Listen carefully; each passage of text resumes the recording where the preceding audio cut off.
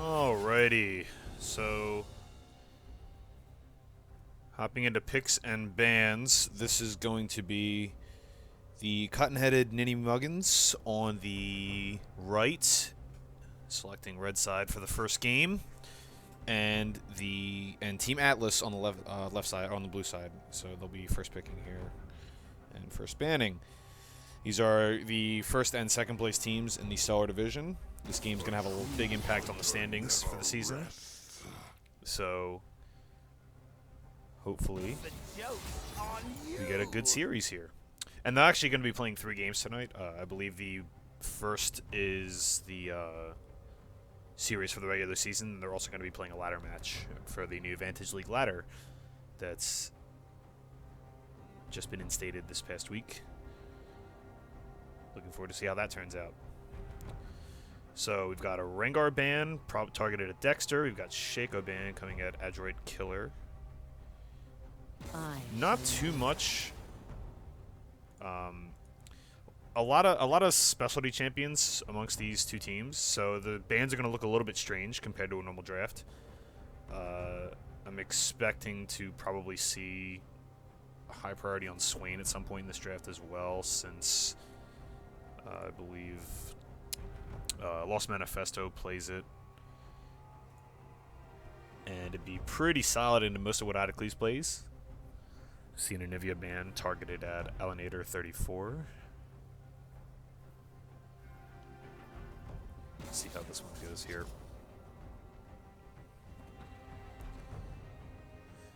That was a lost ban due to a substitution, by the way, just to clarify for everybody. So,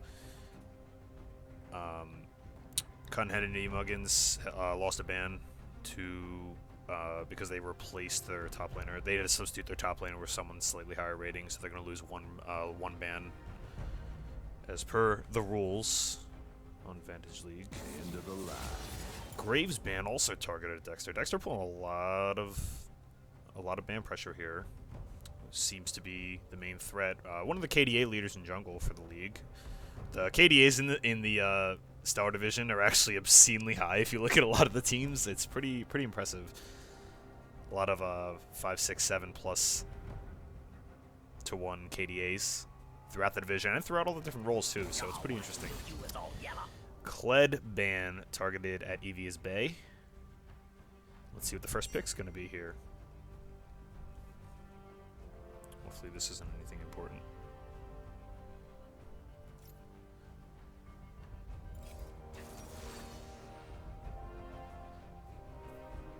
First pick, Orianna. Orianna tends to be a pretty safe blind pick. She's a very, very strong champion right now. She's not completely unbeatable, but she's probably the safest blind in mid lane right now. Still kind of strange to first pick your mid, but it's a strategy you can do from blue side from time to time. If you're gonna blind pick if you're gonna do a safe blind, it's actually better to get it out early.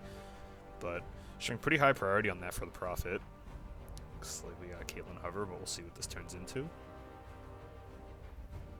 Hopefully my levels are good. Everybody can hear things all right.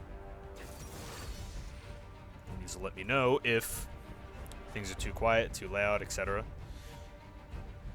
I'm going to be doing solo camera work for this too, so that's going to be a challenge, but we'll see. I'm going to channel my inner Tom McGinnis and see how we do here. Brand Caitlyn. Pretty interesting. So, I'm not too familiar with Alienator's champion pool. I'm going to look it up real quick and see if he has tendency to play Brand or not. I don't think he does. So that's likely a Brand support. We got an Ezreal Luck for As Is Real. Surprise, surprise. And Lulu. Surprisingly, Lulu getting all the way to the 3rd rotation of the draft here. Lulu's considered by a lot of people right now to be like one of the strongest champs in the game. And she didn't get picked in either of the first rotations for either team. Makes it all the way to the second one. Ezreal Lulu, obviously an extremely safe bot lane. Not necessarily too powerful for lane pressure, but very, very safe.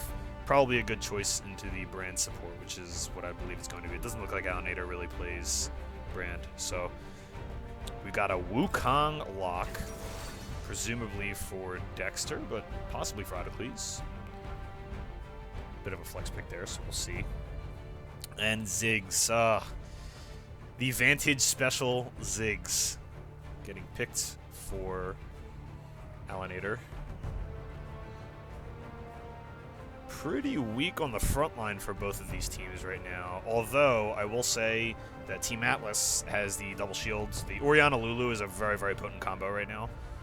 Especially against single target damage, but one of the best things you can do against it is heavy, heavy AoE damage to kind of cut down on the effectiveness of single target shields. So, looks like the brand Wukong Ziggs does have quite a bit of AoE to deal with that. Whether that was intentional or not, we'll find out.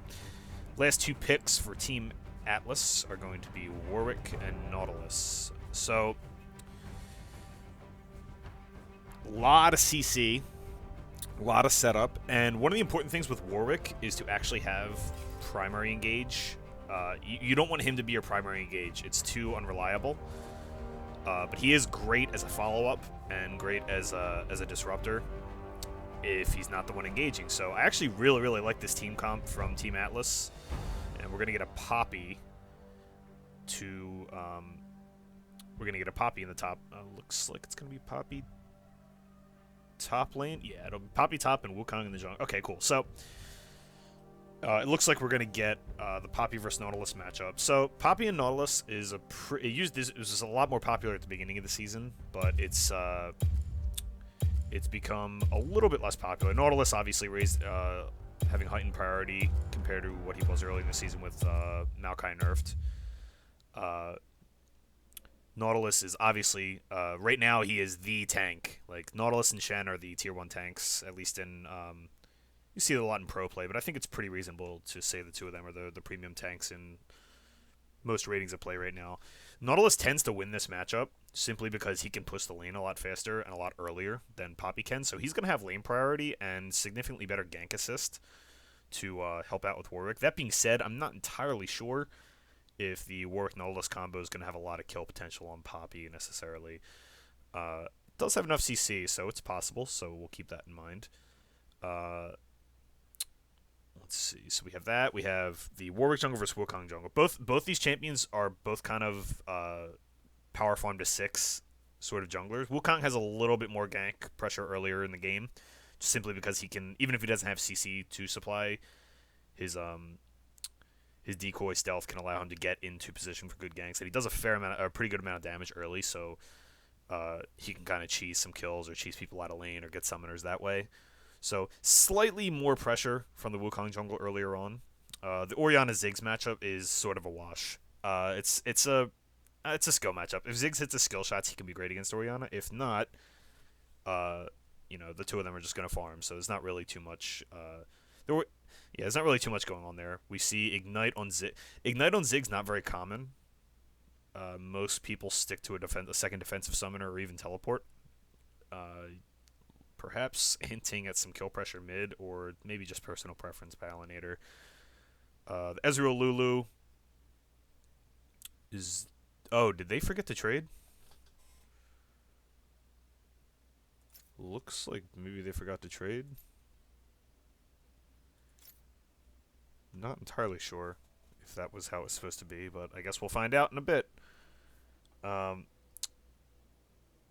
No, I guess not. I guess iSupportive is playing Caitlyn instead of Twisted playing AD carry. Huh. Interesting. Okay. So, bit of a role swap. Shouldn't be a problem. Looks like this was as intended. Anyway, what I was saying before was Lulu Ezreal going to have a little bit more lane priority, or a little bit less lane priority over the Caitlyn brand, who can obviously just shove this lane in, but there's not going to be a whole lot of kill pressure either way. So it's going to be interesting. There's going to be a lot of priority. Like, CottonHeadedNinnyMuggins are going to have priority in the bot lane and around Dragon, because the bottom half of the map, like Ziggs, Brand, Caitlyn, can all push pretty well. While for Team Atlas, Nautilus is going to have a lot more priority in the top side of the map, because Warwick stays a lot healthier on his jungle clear, and Nautilus is going to be able to shove Poppy a lot earlier in the game. So we'll see how this turns out. I expect both junglers to kind of power farm until they get 6. perhaps with a little bit of mix-up. We'll see. I will say this, though, that I do like the Team Atlas team comp slightly more. It scales a lot better. More priority champions currently, but that doesn't always necessarily mean anything at these ratings.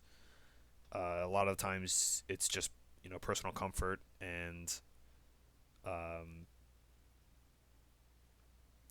specialization for certain champions and everything.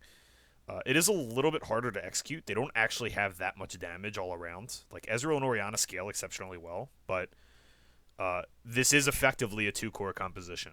It's a two-core protect the carry, with Orianna and Ezreal being your main damage sources, and a big front line with Nautilus and Warwick, while CottonHeadedNinnyMuggins are going to have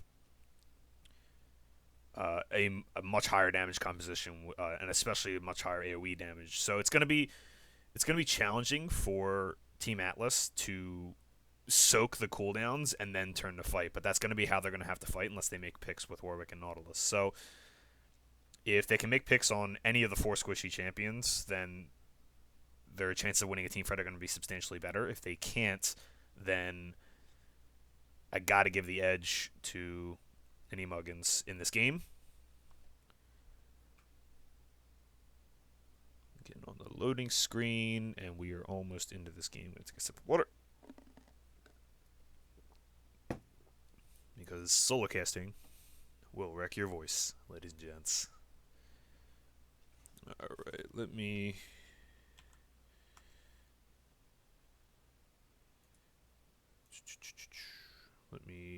control...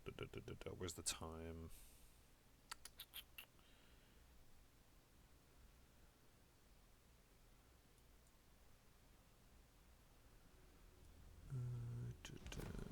Toggle time controls. There we go. Alright, cool.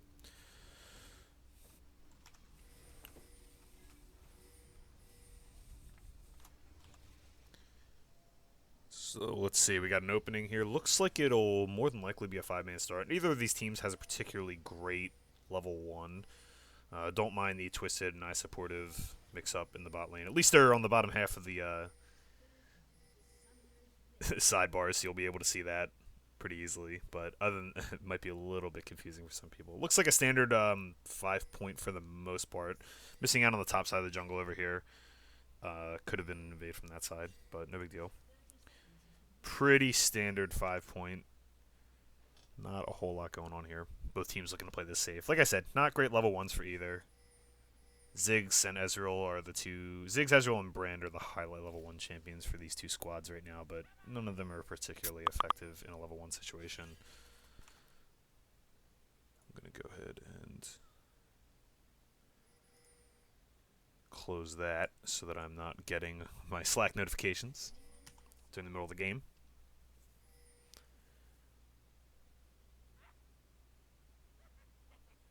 Looks like we're going to get a red start here by Dexter.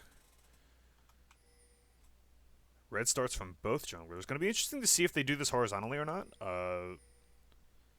Couple wards going out, but nothing too... Yeah, I don't know. It's going to be interesting. I don't think...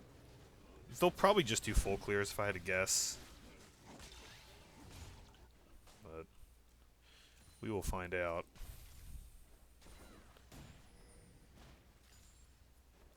So both teams should be aware of where the junglers started, simply because bot lane didn't leash, so they can assume that there was a topside start by Dexter. Team Atlas can anyway. Ooh, good level 1 trade there by Prophet. Looks like he came out ahead on that just a tad. Dodges the bomb. Good. Level 1. Wet noodle fight in the top lane, as always. The level 1 from Brand Caitlyn is actually extremely potent. It's not quite as powerful as, say, Bard or looking to get her headshot proc there. Not quite as potent as some lanes, but still probably in the the top quarter of the possible bot lane level 1 combos.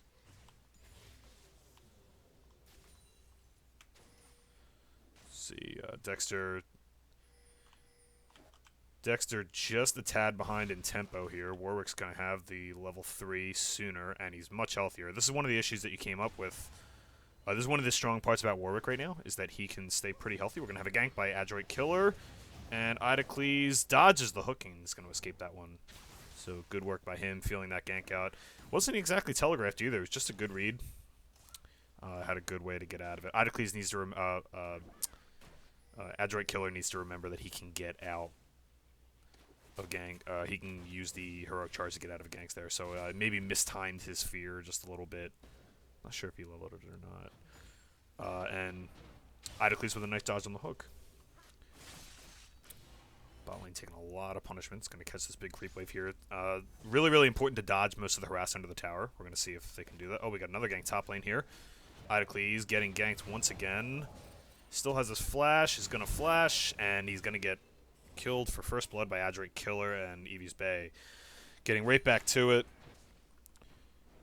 Kind of surprised he was up that far. Minions were pushing anyway. There was a good chance he could have just held that, but a little bit over-aggressive by Idocles, and he gets punished for it. Adroit Killer coming through. Alienator and Prophet trading a little bit. Zig's running low on mana. Looks like Dexter's looking bottom here for a gank. They don't see him on this ward currently. This could be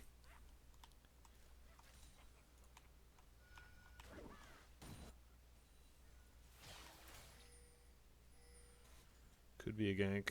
Instead, they see him. He walks out. He's going to go into the river here. Let's see. Top lane. Idocles coming right back at Eevee's Bay, who did not recall. So Idocles winning this trade currently. Waiting on his E cooldown. Gets the flash out of Eevee's Bay. That's going to be good for him. Trades teleport for flash. Eevee's Bay likely just teleports back here. Nothing too special. But Idocles is going to have the tempo advantage.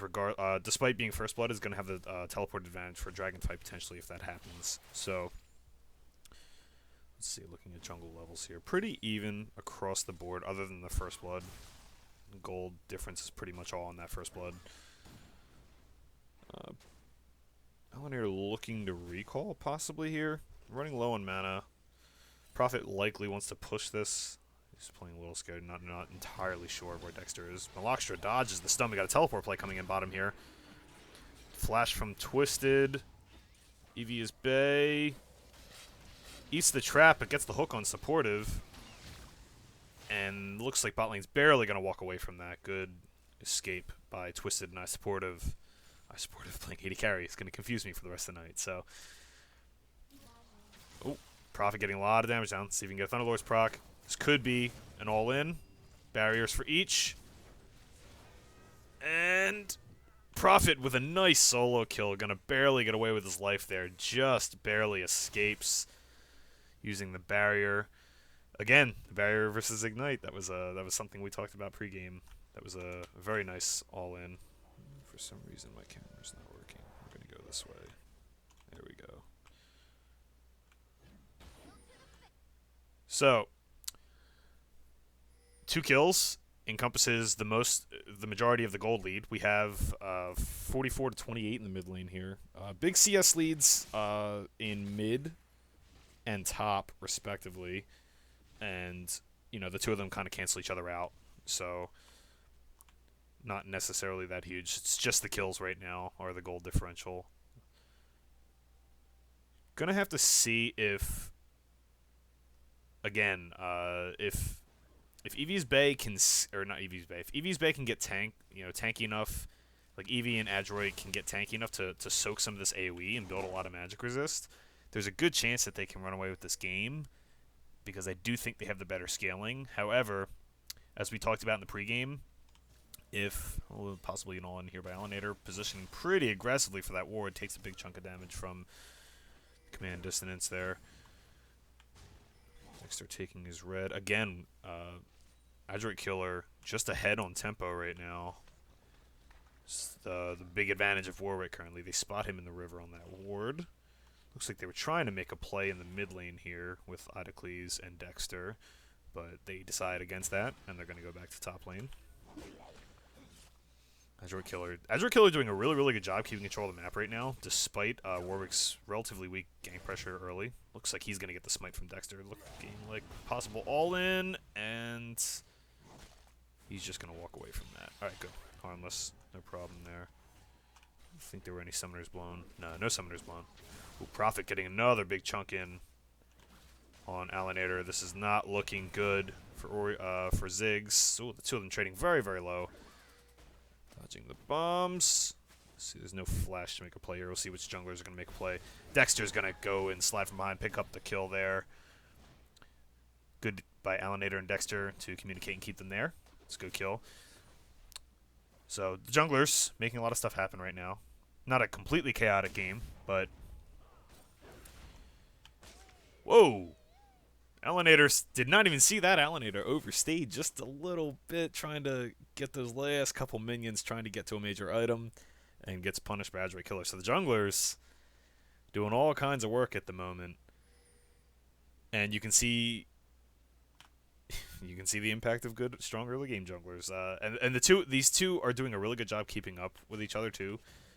It's pretty tough for Wukong to convert on a lot of stuff against a like. I don't want to mean convert like in terms of like actually convert on ganks, but it's tough. The Wukong more or less has to convert on all his ganks and everything because the Warwick's simply going to outfarm and be healthier in the farm. Oh, I'm going to miss a kill bot lane. This could be kicked back. Oh my god. The shield and Blockster with the plays. Not entirely sure how that one happened. I'm going to have to see if I can go back and take a look at bot lane real quick. See how this happens.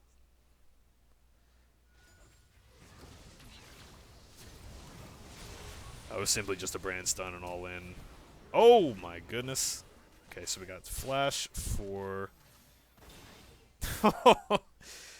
So savage outplays. Anyway, so... We'll go back. I'm not going to go back to live because it'll just confuse things, and if I miss stuff, then I miss stuff, so we'll see. We're just going to go from there. There was one. All that you need to know is there was one lost ban. I believe it was Shaco. I believe there were Shaco bans. It was Shaco and something else, and then Graves, Anivia, and Rengar. I believe were the other bans for Team Atlas. Or not Team Atlas. We'll see. What are you doing? So we got an ult here in top lane. Audacly's going to walk away with his life there. Not entirely sure how that happened. Dexter comes in with a big Wukong ult. It's going to get one, possibly two, likely two here. Adroit Killer is going to go down. Oh! Barely lives. Audacly's barely lives. Picks up that lucky butler. Oh, is he going to die to minions? Oh my goodness, he is going to die to minions. Oh, the outplays. Bran with a roam to mid. It's just... It is popping off right now. So see if Caitlyn can do anything with this bot lane. Let's see, Bran did not blow ult for that. That was just a stun. See, Bran Ziggs AoE damage. Pretty potent.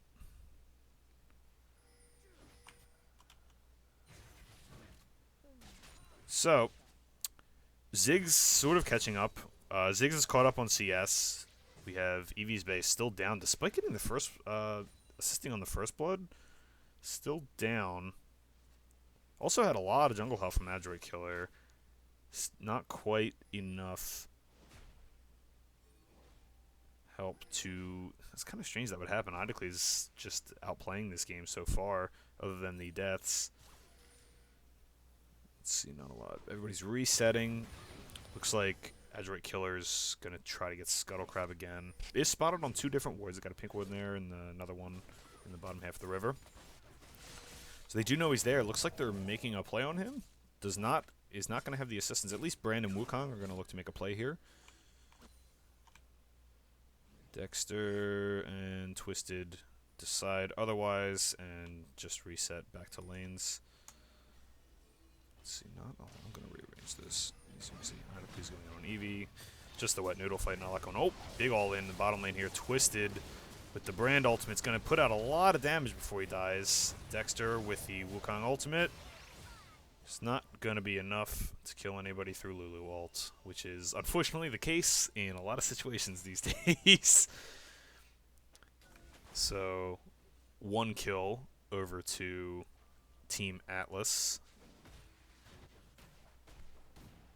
Oh, no, wait, I'm backward. Yeah, 1 kill over to Team Atlas. One of the bad sides of the brand support is you can't exactly protect yourself if you get caught out in a situation like that. Interestingly, we still have we have a tier build. A lot of the Ezreals these days have been doing tier into Blade of the Ruin King, and then building their Sheen item later on in the process, simply because of Blade of the Ruin King's power right now. Oh, EV's Bay Oddicles gets Nautilus ult under the tower. It takes 3 or 4 tower shots there. Is luckily going to walk away with his life, knowing just about how much he can handle. Big creep wave here. Oddicles should look for the all-in here. And he's going to get it, and gets out with his life yet again. Wow. Very well played by Oddicles there. And he's going to deny EV's Bay that creep wave. So we got to fight in the mid lane here. Dexter flashes. And Prophet just command distances, gets away. We got an all in the bot lane. 3v2. There's the brand stun and passive. Not quite enough damage going out there. Good soak of the gank there by the NinnyMuggins bot lane.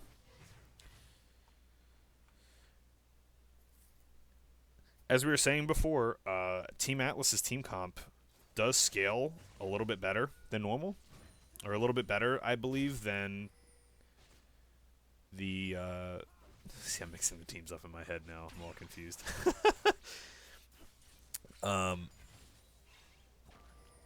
Atlas and NinnyMuggins. Okay, yeah. So, the 2 core is typically going to scale a little bit better, but it's not going to be... A lot of it's dependent on skill shots hitting and individual play. So a lot of it's dependent on the Ezreal and the Orianna play and how much and who they're dealing their damage to. So it's not necessarily just like a hard, cut and dry, this team outscales this team. So it's going to be interesting to see how this develops because the gold lead is pretty even right now. Eevee's Bay is significantly behind against this Poppy now. Oddicles picking up a solo kill. Has a huge CS lead despite the 2 to 3, I think it was just 2, not 3. It was 2 ganks that he's received very early in this game. One of them resulted in First Blood. And Eevee's Bay not really doing much with the First Blood. We got a gank in top lane here. Dexter has beaten Adroit Killer to the punch. Gonna see if they can convert on this. Not likely. Pretty tough to kill on Nautilus, but we could end up with a 2v2 if Adroit Killer walks up here. Does not look like that's going to be the case. Dexter decides it's been long enough. He's going to go do something else here. Looking mid lane. Good timing. Prophet steps up for the gank. A lot of damage coming out, and the Wombo is going to be enough. Lands the long distance grenade there, the bouncing grenade, and that's going to be a kill for Dexter and Alanator. Let's see if they can get some pressure on this tower or a Drake. Instead, he's going to opt for farm over the Drake. Not a lot of priority. A lot of people don't like the Water Drake. Early on, it can actually be quite potent, especially if you can get 2 of them. Not a lot of priority being placed on that dragon right now in this specific game. One of the kind of interesting, like not a whole lot was gotten or received off that kill. A lot of times, and you can see this is the difference between like a lot of the higher level play and mid-level play, like silver gold level play that we're seeing, and even higher than that too, is that there's not a lot, like, here we go, all in top lane. We've got a Nautilus ult. Warwick gank. Doesn't look like there's the Warwick ult to keep Oddicles locked up. Looks like he's gonna be able to get away. Oh, there's the fear. Oh, nice reverse flash there. I dig it. Looks like they're going to go for the dive anyway, and Adroit Killer decides against it. So Oddicles escapes again, has his teleport, is likely going to be able to get back for this wave and not even miss too much. Very well played. Oddicles playing exceptionally well this game in the subbed position here. Alanator and the Prophet have basically leveled out. Pretty even. Bot lane's pretty even. Slight CS lead for Caitlyn. But Oddicles has been the big... Oddicles and the junglers have been the big catalysts in these games as... Oh, missed the satchel charge there. Misses the minefield also. Malakshtra going to take a little bit of damage from the poke, from the bouncing grenade. As is Real. Going to get his poke on.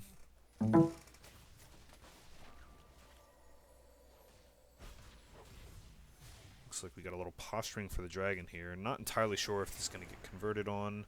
Idocles putting damage on this top tower. Not quite going to get anything done. Dexter twisted, looking for an all-in. Dexter gets the two-man Wukong ultimate. A lot of damage coming out. Here we go. Ezreal landing a lot of Qs. They take down Dexter. Got an all-in the top lane as well, but we're going to go back to mid here. Looks like that was just a 1-for-1. Both junglers going down. Idocles and Evia's Bay chasing each other all over the map like tanks do. Missing out on a kill here in mid lane too. Jeez. Solo camera work is difficult. Alienator's gonna take out Ezreal with the help of iSupportive there. Looked like that fight was over, and I guess plays were made. Regrets were had. And Nautilus hook landing on iSupportive. Evia's Bay could actually die here with... Yes, he is going to. He's going to eat a trap. He's going to die. Gets Alienator... Oh my goodness. Gets Alienator to the kill, but Alienator then steps into an Orianna combo, gets himself killed. Idocles, meanwhile, putting a ton of damage on this top tower because Evia's Bay was in mid lane.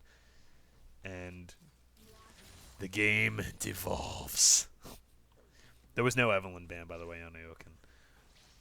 Looks like a little ward clearing going on here by Malakstra. Interesting to see where these reassignments end up. Lulu recalling. Looks like Ezreal's going back to bottom. Looks like CottonHeadedNinnyMuggins are going to be trying to push down mid lane. Oh, never mind. Looks like bot lane's heading back down there now. So, all said and done, gold is still relatively close. Slight advantage over to NinnyMuggins. Actually, I forgot. I actually have a team. Oh, they're the wrong color. Oh, we got an all-in top lane.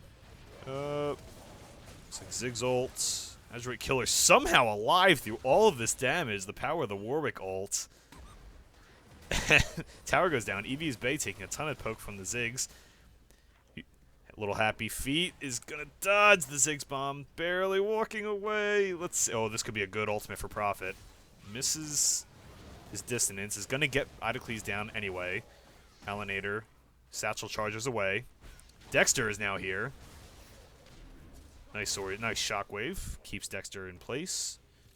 Alienator picks up another kill on Idocles. The Ziggs beginning to clean up here. Prophet trying to 2v1. Really greeting for this flashes and gets the kill on Alienator. Is he going to walk away from this too? Dexter low on mana. Has the red buff. Simply needs some autos. Prophet playing very nicely with the vision there and is actually going to walk away with that. So, both mid laners doing a ton of work in that fight. Bot lane tower, tier 1's going to take some damage. Malakstra getting stunned. Doesn't look like anything will come of it. Not too shabby. Bit of these long, extended, really aggressive, sloppy kind of fights. Very solo queue feeling. But the mid laner is getting fed. The jungler is getting fed. And, again, the people getting kills that need to get kills for Team Atlas, Ezreal and Prophet, or Ezreal and Orianna are going to be the ones that need to be getting these kills. Malakstra with a little bit of a greedy recall there. I wonder if that was a bait. Well, it wasn't really a bait because there was nobody around it, so they do not know that Idocles is there. Idocles pops out. Looks like this is going to... Oh my goodness, we got a guy coming in from the side. Long distance. Idocles misses his ultimate. Might actually be able to walk away from this, soaking a lot of damage. That's going to be a good brand ultimate in on 4 people. We'll see if the passives reward him for anything. Not quite. Just single target. Looks like they're going to be able to repel that. Looks like Dexter is clearing top. Again, no dragon priority. Oh, Malakstra eats a stun. Looks like she's going to go down, and she is. Between a combination of trap and brand stun's going to do work there. Idocles picking up the kill. Looks like we got a dragon dance here. Everyone's just afraid to even use cooldowns on this Poppy. Extremely difficult to kill. CottonHeadedNinnyMuggins going to go ahead and take the Scuttle Crab for their trouble. Ezreal pushing out bot lane. poke starting to come out. Adroit Killer and Ezreal still positioning relatively aggressively, considering the recall from Eevee's Bay, who's going to have to go catch that wave in the top lane. Ezreal barely denting Idocles right now. He's got, you know, Sunfire Cape and Ninja Tabby. Idocles with a very aggressive flash. Not entirely sure that was worth it. Showing him who's boss, I suppose. Nothing wrong with that once in a while. A little sloppy, but looks like Satchel Charge on Prophet. He's just going to go ahead and shield himself. Command Protect. Dexter coming with the flank. Alienator heading toward bot lane. We've got a 3v3 going on. Already a kill onto I Supportive. That's another great brand ultimate. Doing a ton of damage. You can see this passive does all kinds of work here. Alienator flashes, misses everything, drops the ult on his way out. Ezreal goes down to Dexter. Malakstra gets ulted. Adroit Killer gets ulted. And this is going to be a cleanup for the CottonHeadedNinnyMuggins. Looking like a 4-for-1 trade. Very nice follow up there. Let's see if they can get anything out of this. Dexter, relatively healthy, could probably Dragon if Orianna didn't stop him. So we're going to have to see how they choose to play this. Again, I think it's a mistake not doing the Dragon here. Oh, it looks like they're now going to the Dragon. Okay, so I was wondering, this first Dragon not going down until 24 minutes in the game. It's, you know, assuming this Dragon even goes down. Idocles keeping Prophet busy while his teammates take the Dragon. Idocles going to be able to get this tower. That's what it looks like anyway. He's going to be able to get tower, then all in Prophet. Prophet perhaps underestimating just how tanky Idocles was. Dragon is going to, or Water Drake is going to go over to NinnyMuggins, as we saw. Idocles takes the tower, gets a lot of damage on the Prophet as well. Poppy doing all kinds of work right now. That being said, Prophet, over the course of the past couple minutes, has picked, past like 5 minutes or so, has picked up a pretty substantial CS lead on the Ziggs, and is not exactly behind in kills either. Wow, Idocles, already huge, is going to pick up this massive creep wave. He's going to be probably 15 by the time that wave's over. Alienator's going to go ahead and take this tower, unless Adroit Killer has something to say about it. There's the Satchel Charge. The Warwick ult's going to miss, but Eevee's Bay is there to help clean it up. Alienator ults himself just to put damage down. It's not going to be quite enough. Got a Depth Charge onto Twisted. Not sure if that's going to be enough. Brand Ultimate again. Brand Ult does a lot of damage, especially if you can get it onto a tank and, you know, in a small area where they can get the passive to proc on the squishies, because it does percentage of the maximum health of the target it's on. So if you can get the Brand Ultimate on tanks, it's a very, very powerful effect. Looking like we have the classic ARAM. Everyone regrouping in the mid, since they are the it's the next objective more than likely for NinnyMuggins, because they have the outer towers down in both of the other lanes. Idocles is just not even taking a bit of damage from this. It's gonna tower. Go ahead and just eat tower shots like it's breakfast. My god, Twisted taking a couple Ezreal Qs. Can't just eat those either. This is making me hungry. So, let's reevaluate here. The 4-for-1 trade, the Dragon, and the bottom tower has given a pretty substantial... Oh, Idocles is going to get... he's tanky, you don't even care. Look at this. Twisted, however, not tanky. He's going to get Warwick ulted. Puts out a bunch of damage before he dies, but he is going to go down. Idocles still frontlining. Dexter, potentially with a massive Wukong ultimate, gets 4 people in this, and the Ziggs ultimate. Ton of AoE damage, but not enough of it onto the carries, and Adroit Killer and his carries are going to do a lot of damage here. Adroit Killer lives. Nice shockwave to get Idocles down. A huge shutdown for Orianna. Ezreal going to get the kill there. Eevee's Bay gets his shield back just in time to stop the Piltover Peacemaker. And looking like I Supportive is going to have to try to solo defend this. 90 caliber nets away to dodge the kill from the Prophet. And looking like we're going to have a gold swing right back in the other direction. I was just talking about how CottonHeadNinnyMuggins had established a 4K gold lead off that 4-for-1 kill Dragon and bot lane turret, and A very, very nice team fight by Team Atlas, repelling the initial engage of Dexter, and with the Wukong Ultimate and Alienator Ziggs Mega Inferno Bomb, they repel enough of the damage. And as you can see, like, if this team gets a chance to scale, the combination of the durable frontline, Warwick's sustain especially, and the ability for both Lulu and Orianna to shield the tanks in frontline to set up ganks is going to be, you know, very tough. So if NinnyMuggins can't get enough damage onto Ezreal and Orianna, especially enough AoE damage, they're going to have a lot of trouble winning these fights because, you know, the combination of shields and frontline, especially because Warwick, this is one of the good things about Warwick too, is if you don't focus fire him, which NinnyMuggins is not really going to be able to afford to do because they're going to have to be putting damage on Orianna and Ezreal. If you don't focus fire him, he sustains quite well. So it's going to be challenging for them to, you know, deal with this front line and this disruption while looks like Edric Hill is going to get the Scuttle Crab. Dexter just posturing, nothing too crazy there. They're going to have a lot of trouble if Team Atlas can repel the initial engage or the initial damage and not lose too much, then looks like we're going to get Satchel Charge takes the tower out. Dexter feigns the all-in and opts out of it. Looks like we're going to just resettle here. EV's base still tremendously behind. Frozen Heart and Zerat Portal. Not entirely sure I agree with this build. A lot of magic damage coming out from Brands. Idocles frontlining here.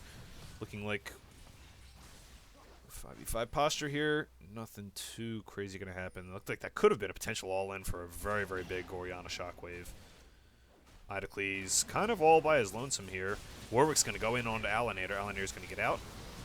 Peeling back. Dexter's going to go down. Prophet huge now. Big Ziggs ult lands onto 4 people. Let's see. Supportive Dow putting a lot of damage now. Azure Killer is going to get the Redemption heal, but is going to go down to the wall stun. Prophet going to be... Oh, gets exhausted. Can he dodge? He's going to dodge. Alienator gets the one. Oh, wow. Nice outplay by Prophet. Ezreal getting wrecked by Idocles, and I supportive right now. This fight is scattered all over the place. My goodness.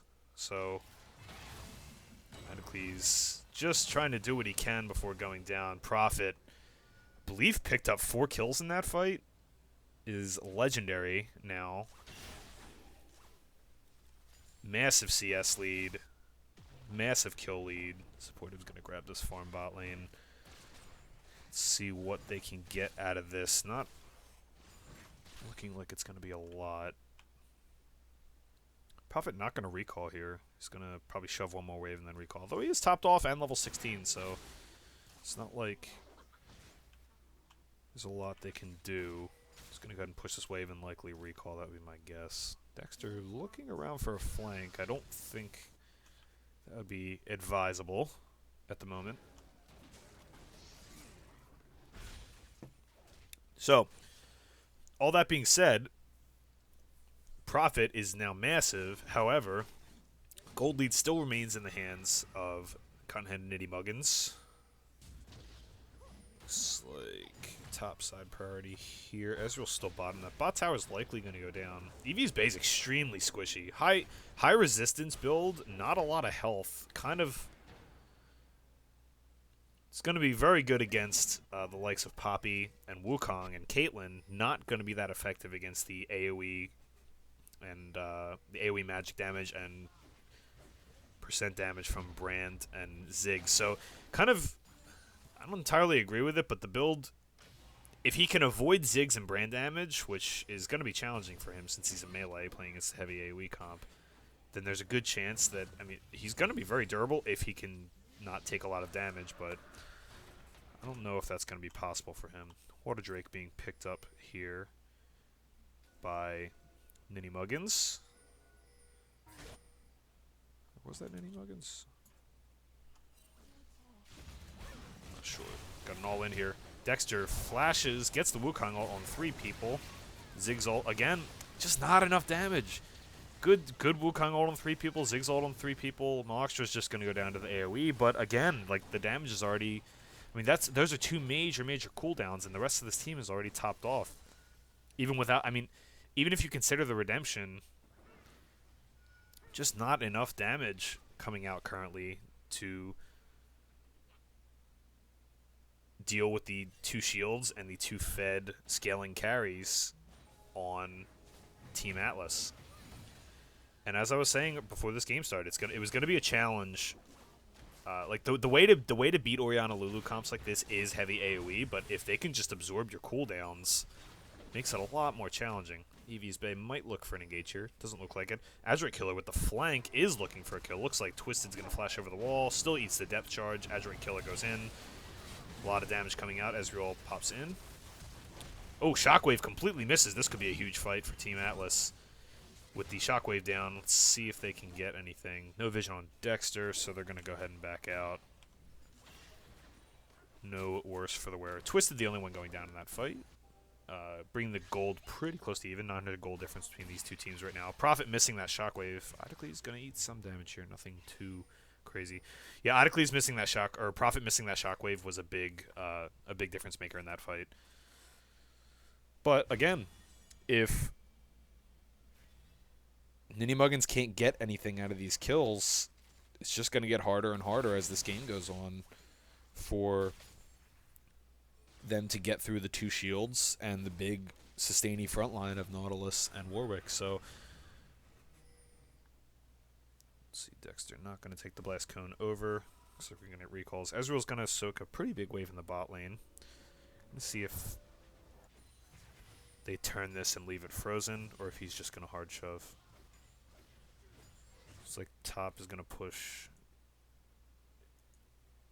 Okay, cool. So, we've got a little bit on Dragon. No Baron priority. Again, this was a very strange game. The first Dragon wasn't taken until 24 minutes into the game. You got a Water Drake on each side, which is effectively a wash, all things considered. Oh.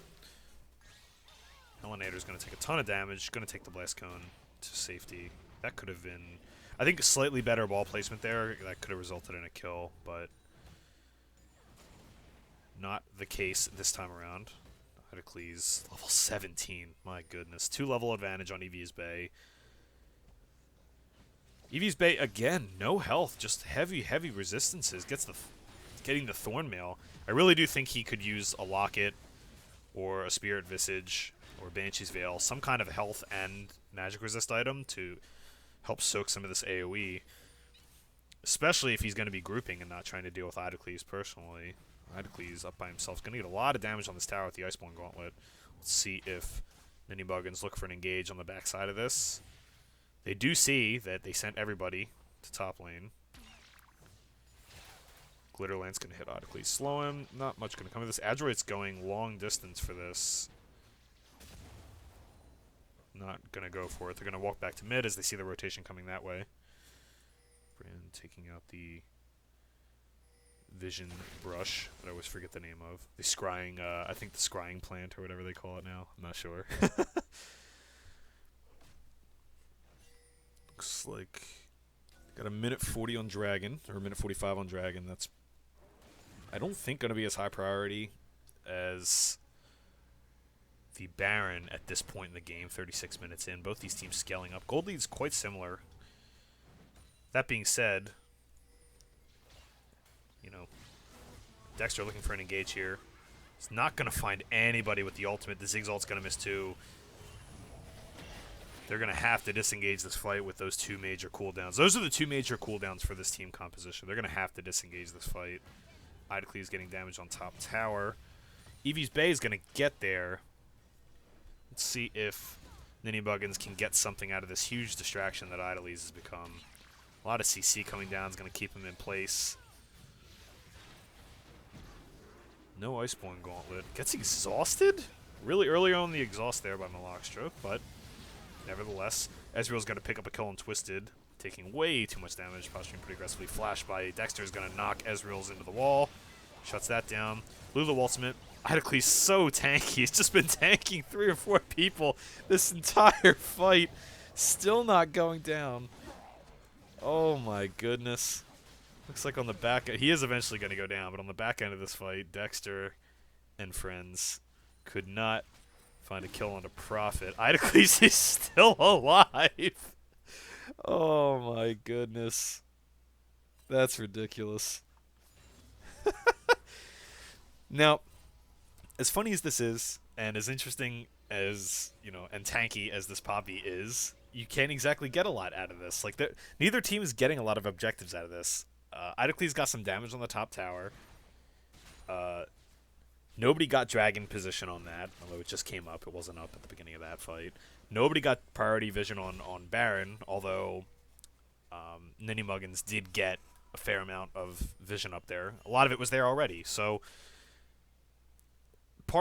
like one of the things that'll make that could be a step forward for both of these squads in this game is this has been kind of just like a sloppy, you know, bloodbath of a game, like, you know, classic Clown Fiesta.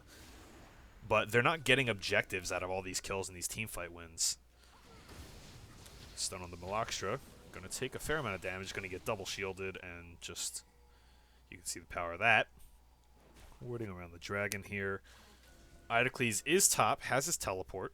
EV's Bay also has his teleport, but he's currently grouped with his team. Looks like they're going to be trying to make a play here. Twisted dodges the Orianna combo there. A little bit awkward positioning. Azurite Killer's looking for an engage here. Is he going to get it? Hops on to Twisted. That's going to be an instant kill. Only the Warwick ult blown. Looks like they're probably going to get this tower. Probably tank a lot of the Ziggs damage. They are going to get that tower. Idocles still top lane. Hasn't teleported yet. Isn't looking to teleport from what I can tell. Land on... Nautilus Hook lands on a supportive. Dexter goes in. Baits the Lulu ult out of Malakstra.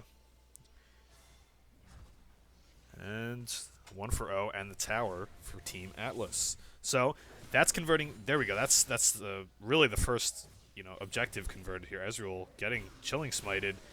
Already used his Arcane Shift. Is probably going to go down to Dexter here.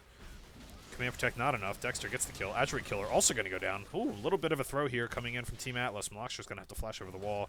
Escapes until Idocles says otherwise, and Dexter and Idocles going to pop in. The Ziggs ult's going to finish off Malakstra. Ziggs poke doing a lot of damage here too. And right back at it. Idocles goes in on EV's Bay. EV's Bay flashes away. Idocles going to walk away because he don't care about towers. Take a little bit of damage from Poppy. It doesn't look like NinnyMuggins can really get a lot off of this. Prophet just massive right now. Just too tough to siege on him. Again, gotta question the decision. It looks like they want to just get this mid tower. I think they can get it with the Ziggs. Prophet's gonna get dove here. Oh yeah, way, way too aggressive. You gotta give that tower up, my friends. Prophet's gonna go down to a combination of sources. There's a Rot Portal gonna get dropped. EV's Bay has picked up a Spear of Visage, so he does have some magic resist and health to complement all of his resistances now. Didn't have that before. Got a big creep wave building up in the bot lane in favor of NinnyMuggins. Someone's going to have to go deal with that. EV's Bay has no teleport, so likely going to be either lost to the tower or good Baron priority for NinnyMuggins here if they position for it. Idocles going to walk away. Atlas pinging that bot tower, meaning someone's got to go get that farm, but don't want to give up priority on the Dragon, or on the Baron currently. Interesting to see how this division develops here. I'm not entirely sure. They're sending 2 people to get this bot wave, but it doesn't look like NinnyMuggins are aware of it, so they're not going to get any kind of priority on Baron. Dexter and Elinator heading that way. Android Killer just going to sustain up. Poppy. We're at the point in the game where Idocles, Android Killer, and EV's Bay are like just not going to be able to kill each other without the help of their carries. So all these kind of fights don't matter as much as the positioning and posturing for the objectives here. Twisted went down, got a couple words on the Elder Drake just to see. It looks like he was maybe warding it. Oh, might find an engage here. Here to Yumu's popped. Zig's going to take that top turret with the help of Idocles and the Satchel Charge. Looks like decent vision priority and positioning here by NinnyMuggins. the sweeping of the Baron area begins. Idlecle's going to go ahead and get that pink ward with the help of Alienator. Looks like Evia's Bay gets command protected, looking for an engage here. They're going to blind check into this. This is smart. Put the tank first, but Evia's Bay is going to take a ton of damage. Huge Brand ultimate on the 5 people here. Dexter goes in, gets a huge ultimate, but not going to be enough. They soak all the cooldowns. Ezreal pops over the wall, pops Eye supportive on the Caitlyn. Idlecles, as tanky as he is not going to be able to survive 5 people. Double kill for Ezreal. And again, they're hitting good wombo combos, good damage, good initial damage. You would think that NinnyMuggins had the jump there, getting a ton of damage onto Evia's Bay and being able to ult the backlines with Dexter and the Ziggs ultimate, but just too tanky. Alienator goes in for the steal, is going to get picked by Evia's Bay and a combination of damage. Actually, that was blind. I just realized that. That was good read, guessing. And Atlas is going to go ahead and pick up the Baron off of the heels of a fight that, quite frankly, didn't look like it was going to go their way at first, but the scaling of Orianna and Ezreal and the shields, just too much for NinnyMuggins to overcome at the moment. So we're going to get a reset here. Apologies in advance for the directed camera as much, guys. Mostly just solo casting is hard when there's a lot of fights going on. It's just the easiest way to keep track of where all the fights are happening. But doing the best I can with it. Looks like Atlas moving over toward the Elder Drake. They're going to start sweeping out vision here. Probably want to use their Baron buff first, although if Dexter shows top, like he might be here, if Dexter shows top, then this could be a free Elder Drake for them. Idlecles showing, Idlecles posturing aggressively. They could make this read. Instead, they're going to go mid lane, which isn't a bad idea either. Dexter and Idlecles likely going to be able to kill Evia's Bay eventually. Unless they recall. Looks like Dexter's going to go take out the Zerat portal and recall. He's not going to take out the Zerat portal. He's just going to run all the way back. Prophet gets a kill on Eye supportive. Wow, that must have been a one-shot. Did not see that happen. Whew. Orianna was not even blown. Wow. That full build Orianna will get you. That'll get you, boys and girls. See, a couple thousand damage with the Thunderlord's proc in the span of like a second. It looks like it's going to be the Elder Drake for Team Atlas. Team Atlas doing a really, really good job soaking cooldowns here. The Ziggs ult's not going to be enough. Just going to put some damage down. Help with the Baron. Idlecles is going to ult out Warwick. Okay, this fight could turn all of a sudden. Warwick is not in the pit anymore. They are going to finish the Elder Drake with the help of Ezreal. A lot of bouncing around here going on. Idlecles, a lot of damage going down. It's currently a 3 for 2. Dexter looks like he's going to drop to the tanks. Ezreal is healthy. Adroit killer chasing Dexter out. And the Elder Drake appears to just be too much of an advantage. That fight could have been a lot closer. That was kind of a separated 2v2 and 3v3 that turned into a 5-4-1. Was it a 5-4-1? It was a 4-for-2. It was a 4-for-2 in favor of the Elder buff to Team Atlas. And let's see if they can get anything off this. Looks like they're going to get a split in the bot lane. And this is smart, using the Baron buff, splitting in 2 lanes. Ezreal can 1v1 the Caitlyn currently with the Elder Drake buff. A lot of damage coming out from those Mystic shots. A lot of damage. Ezreal going in. Looks like Supportive is going to get away with his life barely. It's going to be a tower. Hopefully going over to Atlas. Yeah, there it goes. Okay. So, no inhibitor. They're just going to opt for the towers. Doesn't look like they're going to be able to get an inhib. So, they get 2 towers down, but I believe if they both went the same way, Edge Killer trolling Evia's Bay a little bit there. Wonder if they probably would have gotten at least an inhib if they both went to the same objective. Opting to split out instead. Not entirely sure if that was the right decision, but that's going to be a big help for NinnyMuggins, as they're going to now be able to still keep both their inhibitors up for the time being, and the Elder Drake buff's going to fall off as well as the Baron momentarily. So, really, not the end of the world at all. That could have been a lot worse. That could have been 2 inhibitors. That could have been 1 inhib and a tower. Instead, just the 2 towers. Both inhibs stay up. 47 minutes into the game, we haven't had an inhibitor fall yet. Of course, at this time in the game, the gold differential doesn't really matter that much as everybody's full build or approaching it. Got a couple people finishing up their last items currently. Alanator and Twisted finishing up their final items, as is Dexter. And I Supportive almost there. Looking like we're going to get a siege on the mid lane here using the last little bit of the Auto Drake buff. Staying out of vision. It's kind of a delicate game here. They're kind of split 3 and 2. This is not good. Dexter's going to go in on this. Not going to ult it. Just going to try to bait some cooldowns. Looks like he was trying to bait the Lulu ultimate there. Did not get it. Oh, we got a DC from Malakstra.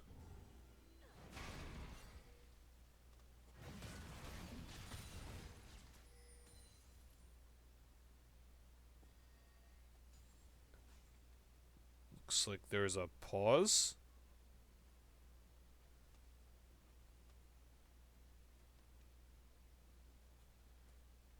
Oh no. Was this really not tournament? Oh my god, it wasn't tournament draft. Oh no.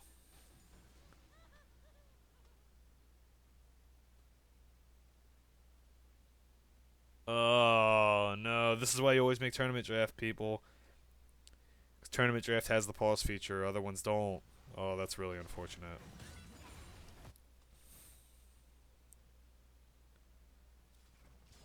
Well, I guess we continue casting. It looks like both teams are trying to be good sports about this and not take advantage of the fact that it looks like there's sort of a good faith agreement going on here to not do anything till Malakstra gets back. Good sportsmanship.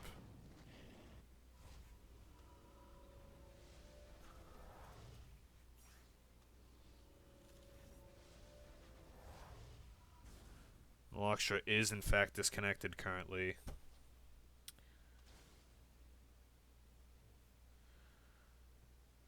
Oh my god.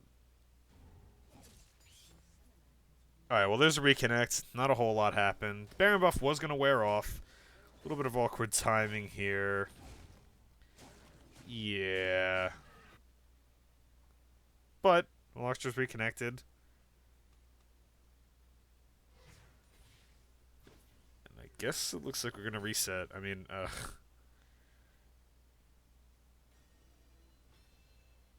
always tournament draft. Always do tournament draft. I mean, I'm not going to say, like, this does have an impact. Like, both teams were good sports about it, like, as good as you could be, really, but waves were pushed out. Inhibitors were saved because there was no Baron buff or Elder Drake used. Looks like this is going to be a free Baron for NinnyMuggins. Oof. Sorry for the tempo loss here, ladies and gents. That was a little bit awkward. Just a little bit. Malakstra DCs again. Yeah, this is...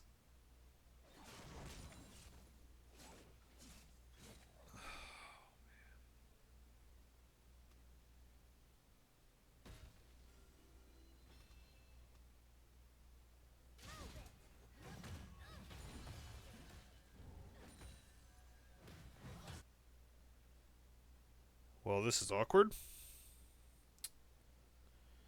Not entirely sure what the protocol is here.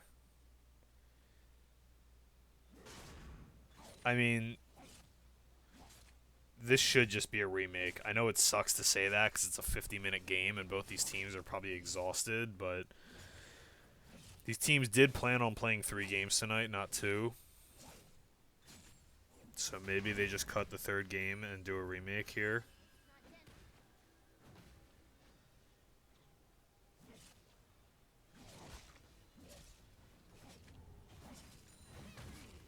Looks like, again, like, sort of good faith here. Not really.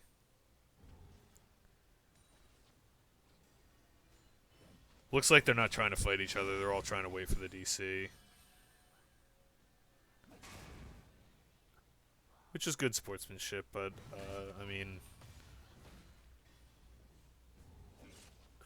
Odycle's not giving a damn at the moment. Somebody ought to contact Chase about this while I'm casting.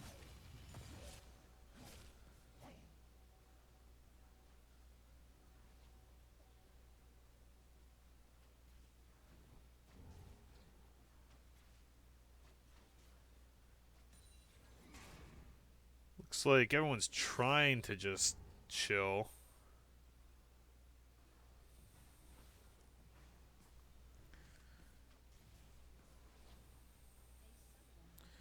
Lockstra has reconnected to the game.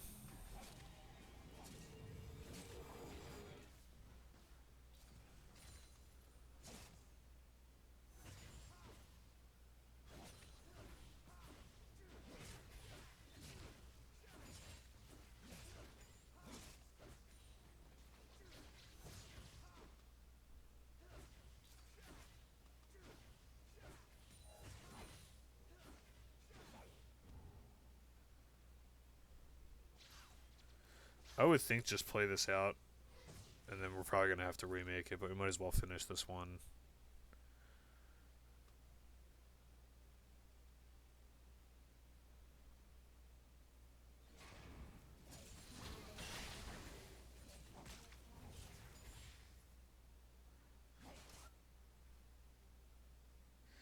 Well, that'll take the wind out of your sails.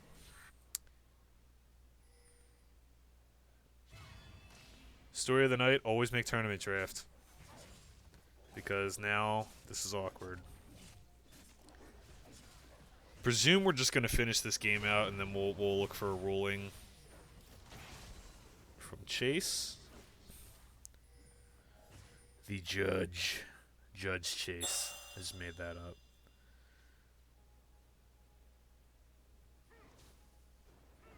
Just got a game invite. I'm wondering if that's for this. It is, in fact, for this.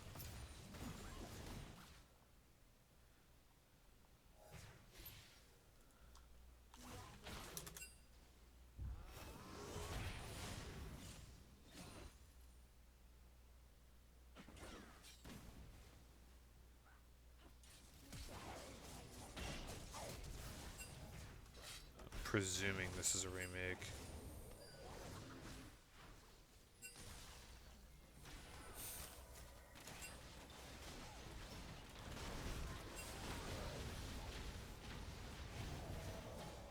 Sorry guys, I'm trying to figure out what's going on here. It's kind of a whacked situation here.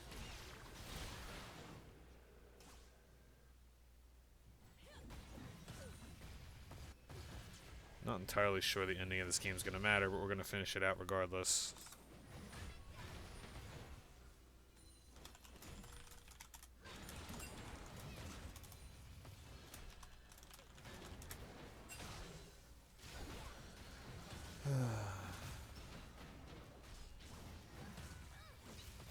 So, not entirely sure if this is going to matter, but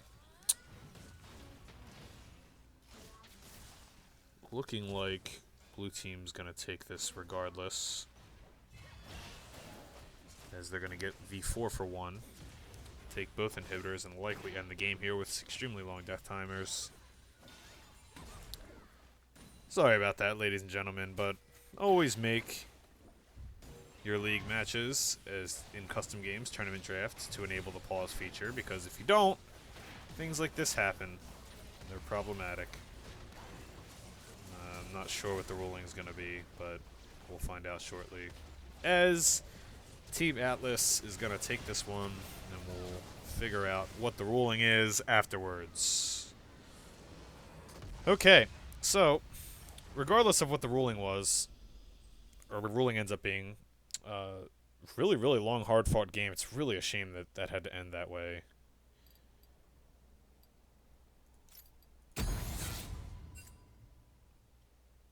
It's a real shame, honestly, because I didn't even bother to look. I should have looked, honestly, to see what kind of lobby it was. I almost always do. Guess we'll find out what the ruling is momentarily. Really, really unfortunate that that happens.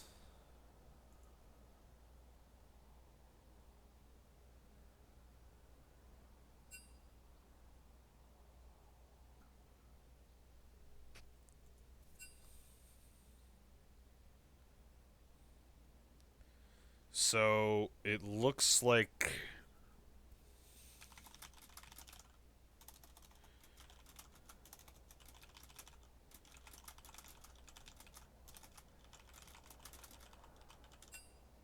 guess we'll find out if that was a forfeit or just a straight up. If they're just going to take the stats for that game regardless. Either way, I'm going to grab myself a drink real quick. Put some music on for you guys while we're waiting.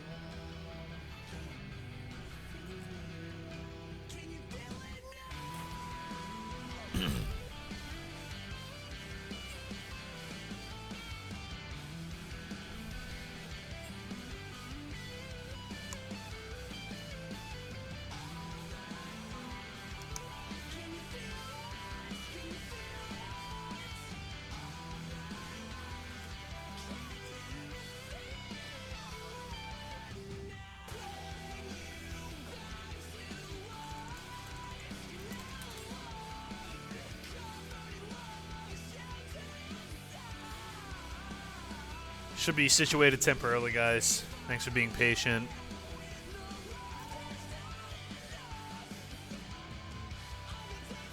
Looks like we have a support sub. Or Twisted has been subbed.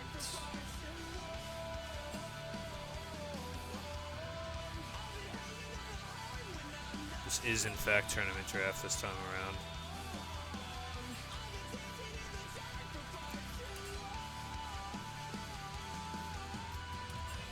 around. Waiting on a bathroom break.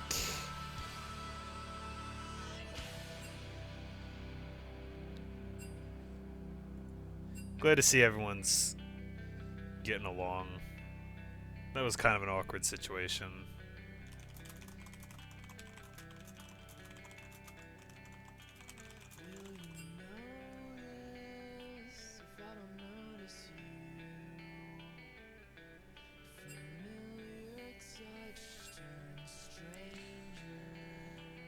That was some epic, epic game there.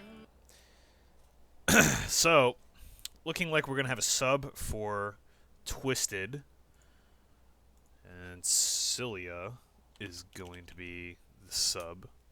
Let's take a look at Cilia. Cilia appears to be an 80 carry / mid main. Looking probably to sub at 80 carry. Now, Twisted and I Supportive swapped roles last game. I Supportive played 80 carry. Looks like I Supportive is likely going to be support this game, and Cilia is going to play 80 carry if I had to guess.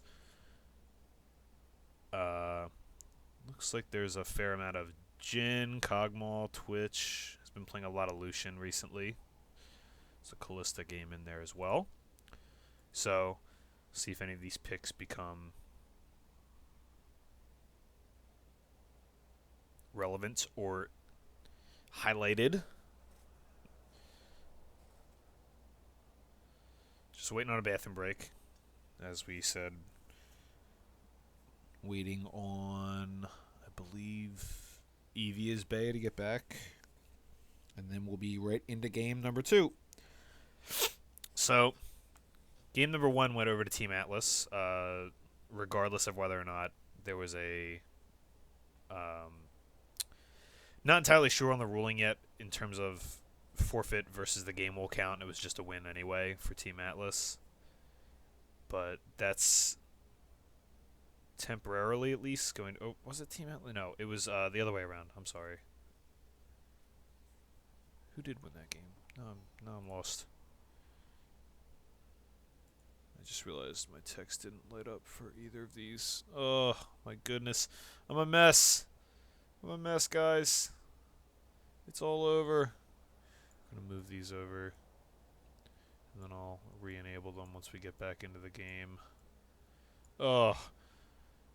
Get it together, Gelati. Jeez. We'll disable these for now. So, talking about the last game, we had heavy scaling 2-core composition come out from Team Atlas. And once they were able to soak a lot of the AoE from the Brand Ultimate and the Ziggs Ultimate, once they were able to soak a lot of that and turn fights off of it, they were able to win a lot of team fights in a row. And I think that's actually a pretty solid game plan, as long as you're disciplined enough to actually play the scaling game and not get too far behind early. And in that game, they didn't. They kept it relatively even. I'm trying to remember which team had the 4K lead now. I believe Atlas had the... Atlas, at most, I believe Atlas had a 4K deficit, and they got it right back almost immediately. But they were, I mean, for the majority of that game, really for like the first 25 minutes, they were within 1,000 gold of each other. So, if these two teams can be evenly matched like that again, then I think we're probably going to see another long scaling game unless these junglers can really go crazy. But we will see.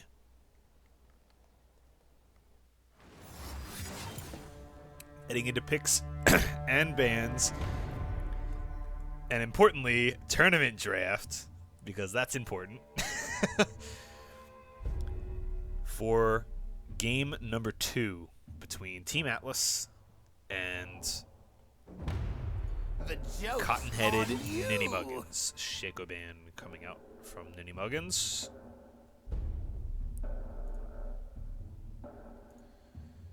just leave this here, I believe.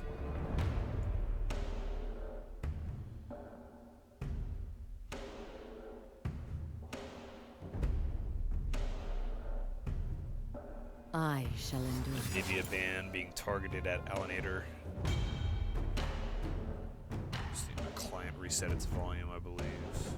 We'll turn this down just a tad, so that you all can hear my beautiful strained vocal cords. Expecting another ban targeted at Adroid Killer. I believe there were 2 last game, if I remember correctly. Wondering if Team Atlas... Oh, so NinnyMuggins gonna go ahead and ban the Lucian away from As is real. I think that was a ban last time. Looks like something happened here. Guess we'll find out in a second. Obviously, guys, not LCS caliber production.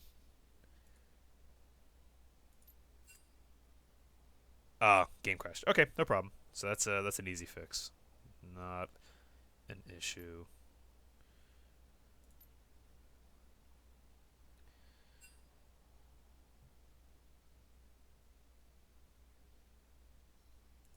Not.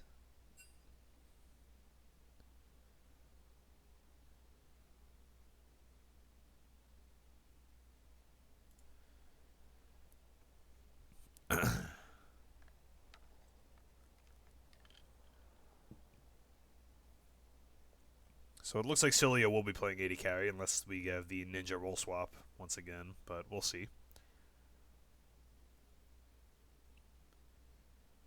Looked like that was just a spaghetti code bug splat client crash there during champ select. Looks like we'll be getting right back into it momentarily. Kind of interested to see if either of these teams mix it up or they just try to run the same kind of idea back again, because that was a relatively close game. It could have gone either way, but I think NinnyMuggins really needed to do more faster in that game with their high damage composition, because as soon as the two core can scale like that, especially if it's like an Orianna 2 core, it's really, really difficult to beat them in late game team fights unless you can just overwhelm them with damage. So just to clarify too, like what I mean by 2 core is it's kind of a term from Dota, but a 2 core composition is you have 2 core carries, which is Urgot is a throwaway ban, I'm presuming. Not sure. End of the line. So a core is a carry. A 2 core is a 2 carry composition. So in that game they had Orianna and Ezreal, and then everything else is just tanks and a true support in Lulu. So when I say a 2 core, I mean like 2 scaling carries, like Ezreal or Orianna, 2 tanks, and a support. So we'll see if Team Atlas runs back their scaling 2 core again, which I presume they will. It's pretty tough to ban that kind of strategy out because there's a lot of champions that can kind of cover the same role. Rengar being banned against Dexter there. Dexter reading Graves and Rengar bans. Interestingly, let's see what the first pick from Idleclay is going to be. I believe the Urgot and the Heimerdinger were throwaway bans, guys, just to make the time pass faster. Don't think that's going to be an issue. Let's see what Idleclay is going to select here. The blind pick Orianna. Just a reminder again that the teams did switch sides, so as you're supposed to do. Atlas is now on red side, and we're going to have same strategy that Atlas ran out last game. Idleclay is going to blind pick the Orianna for the mid lane here. Eevee's Bay hovering the Syndra would not be a bad selection if Atlas wanted to try to snowball this. Syndra, of course, super high damage output. Tends to beat Orianna in lane early, even if there's not necessarily kill pressure. I think it's smart to take the Lulu away. Yeah, so we see the Lulu priority here. I commented last game about how it got all the way to the 3rd rotation. So it got blue side 2nd rotation. in the last game, which I thought was way too far because Lulu is arguably the best champ in the game right now, at least in the conversation anyway. And Atlas intelligently picking up the Lulu here because they don't want the Oriana Lulu combination going over to Ninny Muggins. And my audio bugged out, but oh well. Looking like we're gonna get. I guess we'll find out what we get here. So, for those of you just tuning in, the last game was a complete 50-plus minute slobber knocker that unfortunately kind of ended an awkward scenario because it was not made in tournament draft, and there was two different DCs. So we got the Zyra Lucian, very, very, very potent lane right now. Going to be picked into the Lulu. One of the ways you can beat Lulu is to just overwhelm her with damage. And if you can time your poke to avoid her shield cooldowns, then good results. Are we going to see the Vayne? Vayne, not exactly a great pick into Lucian. Nah, he's going to stick with the Caitlyn. Caitlyn is a significantly better pick into Lucian. And Prophet's going to select Hecarim for Azurite Killer. So we got good engage on the side of Team Atlas here with the Syndra Scatter the Weak and Hecarim Ultimate. Good engage so far. The Lulu Caitlyn special is one of the stronger lanes in the game right now, so we're going to see that. Looks like Idocles is going to break out the Poppy again. Interestingly, they saved top lane for the last pick here, so maybe Eevee's Bay's got a different pick in mind. But we'll see how this goes because, typically Nautilus has the advantage against Poppy because you can push earlier, and he got a lot of help, and it was not enough to keep Idocles pinned down last game. We're going to see iSupportive selecting the Tahm Kench. Tahm Kench, excellent against Syndra. You can just devour the ally that gets Syndra ulted. Really, really, really strong pick against single target burst, single target CC spells such as Ash Arrow, Nautilus, Depth Charge, Scatter the Weak, single target burst like Syndra Ultimate, LeBlanc, Ash Arrow, Ahri, stuff like that. Tahm Kench exceptionally good into those kinds of picks. And we're going to round out Team Atlas's composition with Shen. Okay, so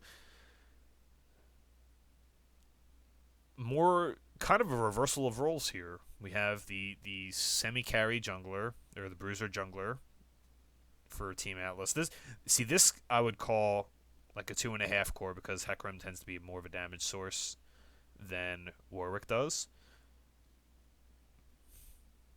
Oh, so it's going to be Tahm Kench. Oh, I completely forgot they picked Zyra earlier in the draft. It's going to be top lane Tahm Kench into the Shen, and we're going to have Poppy jungle. Okay, cool. So, interesting. Top lane Tahm Kench can be very, very strong, and it's particularly potent against people that don't have experience playing against it. Looks like Idocles going to run out the Ignite, too.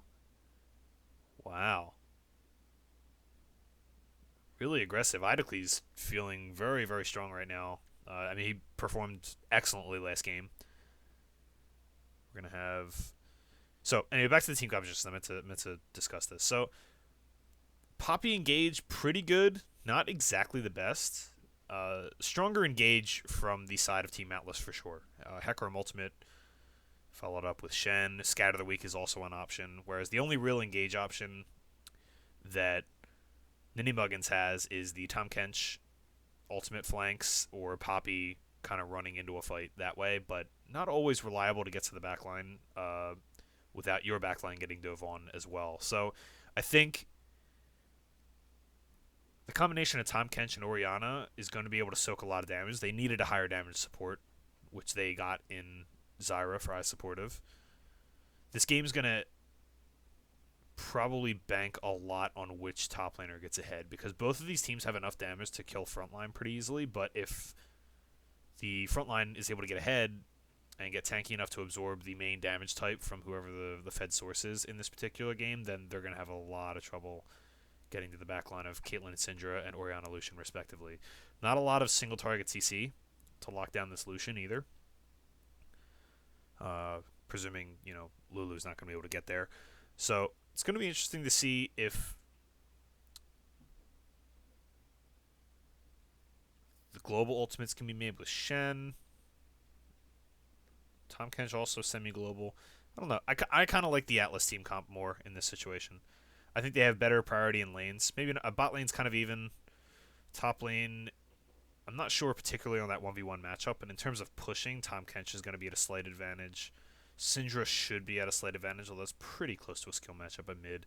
And Hecarim's obviously going to have a significantly faster clear than Poppy. Do like the Poppy selection, though. Obviously, her W, Steadfast Presence, can disrupt Shen Taunt and a number of different engages. So, about 35 seconds left on this delay. Then we got the loading screen. As I said, I like Team Atlas's team comp a little bit more. Slightly more damage coming out from them this time. Opting for another half core on the Hecarim. One of the things about Hecarim jungle, though, not often discussed, is that if he gets behind and his Trinity Force timing can be disrupted, it's not usually as potent as a lot of people remember. That being said, if he does get ahead, all pun intended, Hecarim tends to, trample over the competition. So we'll see which way this goes.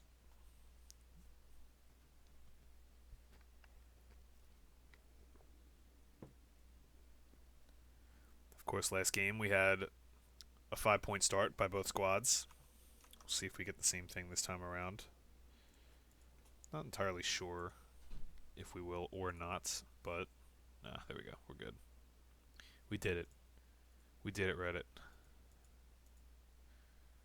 Alright, cool.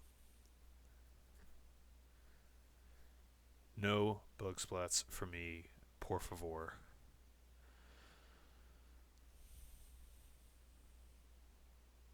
The Ignite Tahm Kench top is pretty interesting, I must say. I mean, Tahm Kench doesn't exactly have a lot of ways to escape ganks, so... And Shen's got pretty good gank assist, so there's a good chance that Azure Killer is going to spend a lot of time top.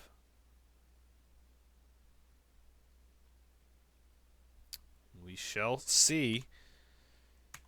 Gonna head into this game. I'm going to put the name tags back up, make sure that they're lined up in a reasonable spot, which they are. We're going to get right into game number 2 between the CottonHeadedNinnyMuggins and Team Atlas in the Stellar Division.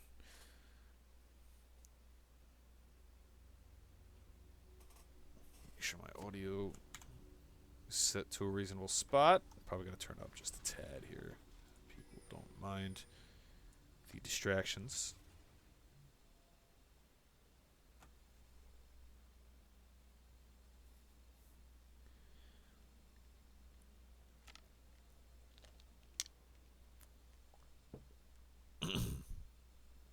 Gotta stay hydrated, people.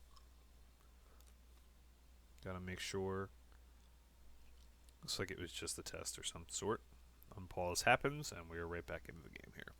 So, both teams 5-pointed last game. No crazy level 1 strategies or anything. A little bit better level 1 action here. Zyra can be very potent at level 1, so we'll see if we get... And so can Shen, actually, so we'll see if we get any kind of play here. Atlas posturing very aggressively into the pixel bush. Looking like Dexter is going to spot that out. Not a lot going to happen. Loxtra going coin instead of Spell Thieves is kind of interesting. You don't always see that. Lulu can proc the Spell Thief's Blade or Spell Thief's Edge with 1 auto attack as long as Pix's autos also hit you. So most Lulus opt for that start. Coin this time around from Loxtra. Interesting decision. Maybe thinking he's going to take a lot of harass from Zyra and Lucian, and the sustain from the coin, giving you health back on last hits, might be the reasoning for that. Double rejuvenation beat on Shen, becoming pretty normal, especially in matchups that he just gets pushed in.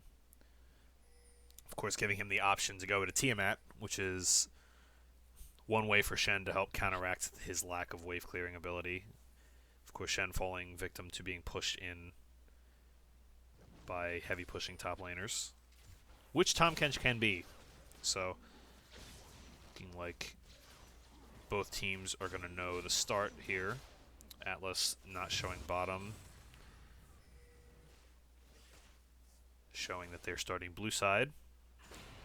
And NinnyMuggins not showing bottom, showing that they're starting on their red side, respectively. So both teams starting on the bottom side of the map, presumably to be top lane ganks. Cilia taking some damage from Malakstra. Malakstra also taking steps into the bush. Draws a ward out of Cilia. Taking some damage, but you trade the damage from the support onto the AD carry any day of the week. Pretty good trade there by Team Atlas. Looks like Shen took a lot of damage in the top lane. I meant to comment on that before getting distracted. Idocle's going to beat him to level 2. Going to put a lot of damage onto Eevee's Bay. Not going to get the third proc, presumably, but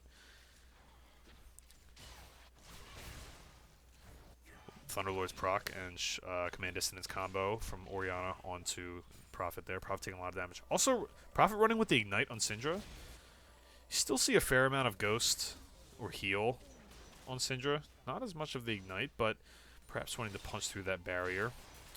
Oh, iSupporter taking a ton of damage. Steps on a trap, eats a headshot from Ezreal. And Malakstra's auto attacks. Malakstra taking some damage. Steps on a trap, eats a headshot from Cilia. Looking like there could be a kill here. Cilia eats the auto attack from Lulu. Malakstra's going to pick up first blood. Pretty impressive considering no Spell Thief Sedge to help in the damage department there. Eevee's Bay taking a lot of damage. Going to flash out. Get devoured by Idocles. Android Killer coming in, not going to be able to do... I wonder why he's not going in on that. Definitely could have taken the Tahm Kench out. Maybe just a lack of understanding of the champion there. Prophet taking a lot of damage. Alienator winning out on that trade. Malakstra eats a root in the bot lane here. Yeah, really, really huge first blood there from Malakstra. Not getting punished for the coin start. Didn't expect Lulu to get the first blood without a Spell Thief Sedge. That's pretty impressive, so that's going to happen. Idocles, of course, picking up a kill for himself. Like I said, Tahm Kench, solo lane Tahm Kench, when he gets level advantage and just can scale up faster, champion's designed as a support, so most of the champions that are designed as supports have higher base stats or some other intangible. If he can get ahead, it's punishing. It's very, very strong, and it's tough for low damage top laners to deal with. Ezreal putting in a lot of damage on iSupportive. Looking like that's not going to be too big a deal. Keep in mind, Cilia did get first blooded, so it has bought. Ezreal has not yet, so they do have a, perhaps a tiny combat advantage, at least for the time being. Although they're down summoners, only exhaust versus the all 4 of Team Atlas. Would look for a play to be made bottom. Alienator gonna get engaged on. Flashes, ignites, barrier blown. Dexter going in on Prophet. Not going to be able to pick up a kill here, but is going to repel that gank. All summoners down in the mid lane. Both junglers flash, or Dexter flash, and Ghost was not used by Android Killer because it's still on cooldown. Ezreal putting a lot of damage on the bot lane. Not too many CS leads. Slight advantage for Alienator. He's gonna, okay, he is gonna channel his recall. He's gonna finish his recall in mid lane. Dexter level 3 to Adric Killer's level 4. As we commented before, Hecarim's going to have the tempo advantage. Oh, Piltover Peacemaker almost chunking out iSupportive. Not a lot of health remaining there. He's going to have to be forced to recall. See if Cilia can solo pick up this farm. Shouldn't be an issue. Well, he has no flash or heal. If he takes too much damage, that could be problematic. But looking like he should be able to pick this CS up reasonably safely. Dexter takes the Blast Cone over in top lane, looking like we're going to get a gank here. Eevee's Bay gets Heroic Charge, is going to taunt away. Classic Shen. Cilia eats a Glitter Lance and a Help Picks, and a Piltover Peacemaker. A lot of damage being taken. So, one of the risky things that can happen in situations like this, where somebody gets chunked out and the other person has to stay, is if that other person then gets chunked out of the fight, or chunked out of lane, you can kind of have desynced recalls, where like you see like Cilia's full health right now and support is full health and Silly's not. Silly stepping onto a trap, eating a headshot, is going to dash away from the Piltover Peacemaker. Android posturing toward bot side. Maybe he's just going to take Scuttle Crab. Not exactly in a position to dive right now. Is level 5, approaching level 6. Idocles once again picking up a pretty big advantage in the top lane here. As I said, Shen, both top laners level 6 now. Shen just hit it. Looks like Adroit took Raptors. Still a level up on Dexter. Dexter's about 3/4 of the way to level 5. Adroit's about a third of the way. Just going to take the Blast Cone out. No problemo. Nothing really comes of that. Cilia, managing to get most of this farm, is going to get... miss one of those, I believe. So, Eevee's Bay got most of those CS under turrets. That's a good job there. Evens out the CS disadvantage. I did not look to see that disadvantage was mostly because that wave wasn't on tower. Did not think of that. Is going to have the dodge field up. Idocles looking for a Devour proc. He's not going to get it this time around. Alienator eats a Scout of the Week. No Thunderlord's proc from Prophet. Could have autoed there just to get a Thunderlord's proc. I'm not entirely sure why. But does not go for it. Also didn't ult either. Definitely could have taken that all in. Guess he was not aware of jungle presence. Didn't want to get caught. Cilia gonna eat. A Caitlyn ultimate. As this real Malakstra bot lane really trying to just punish Cilia out of the lane. Edgework Killer comes from behind on Alienator.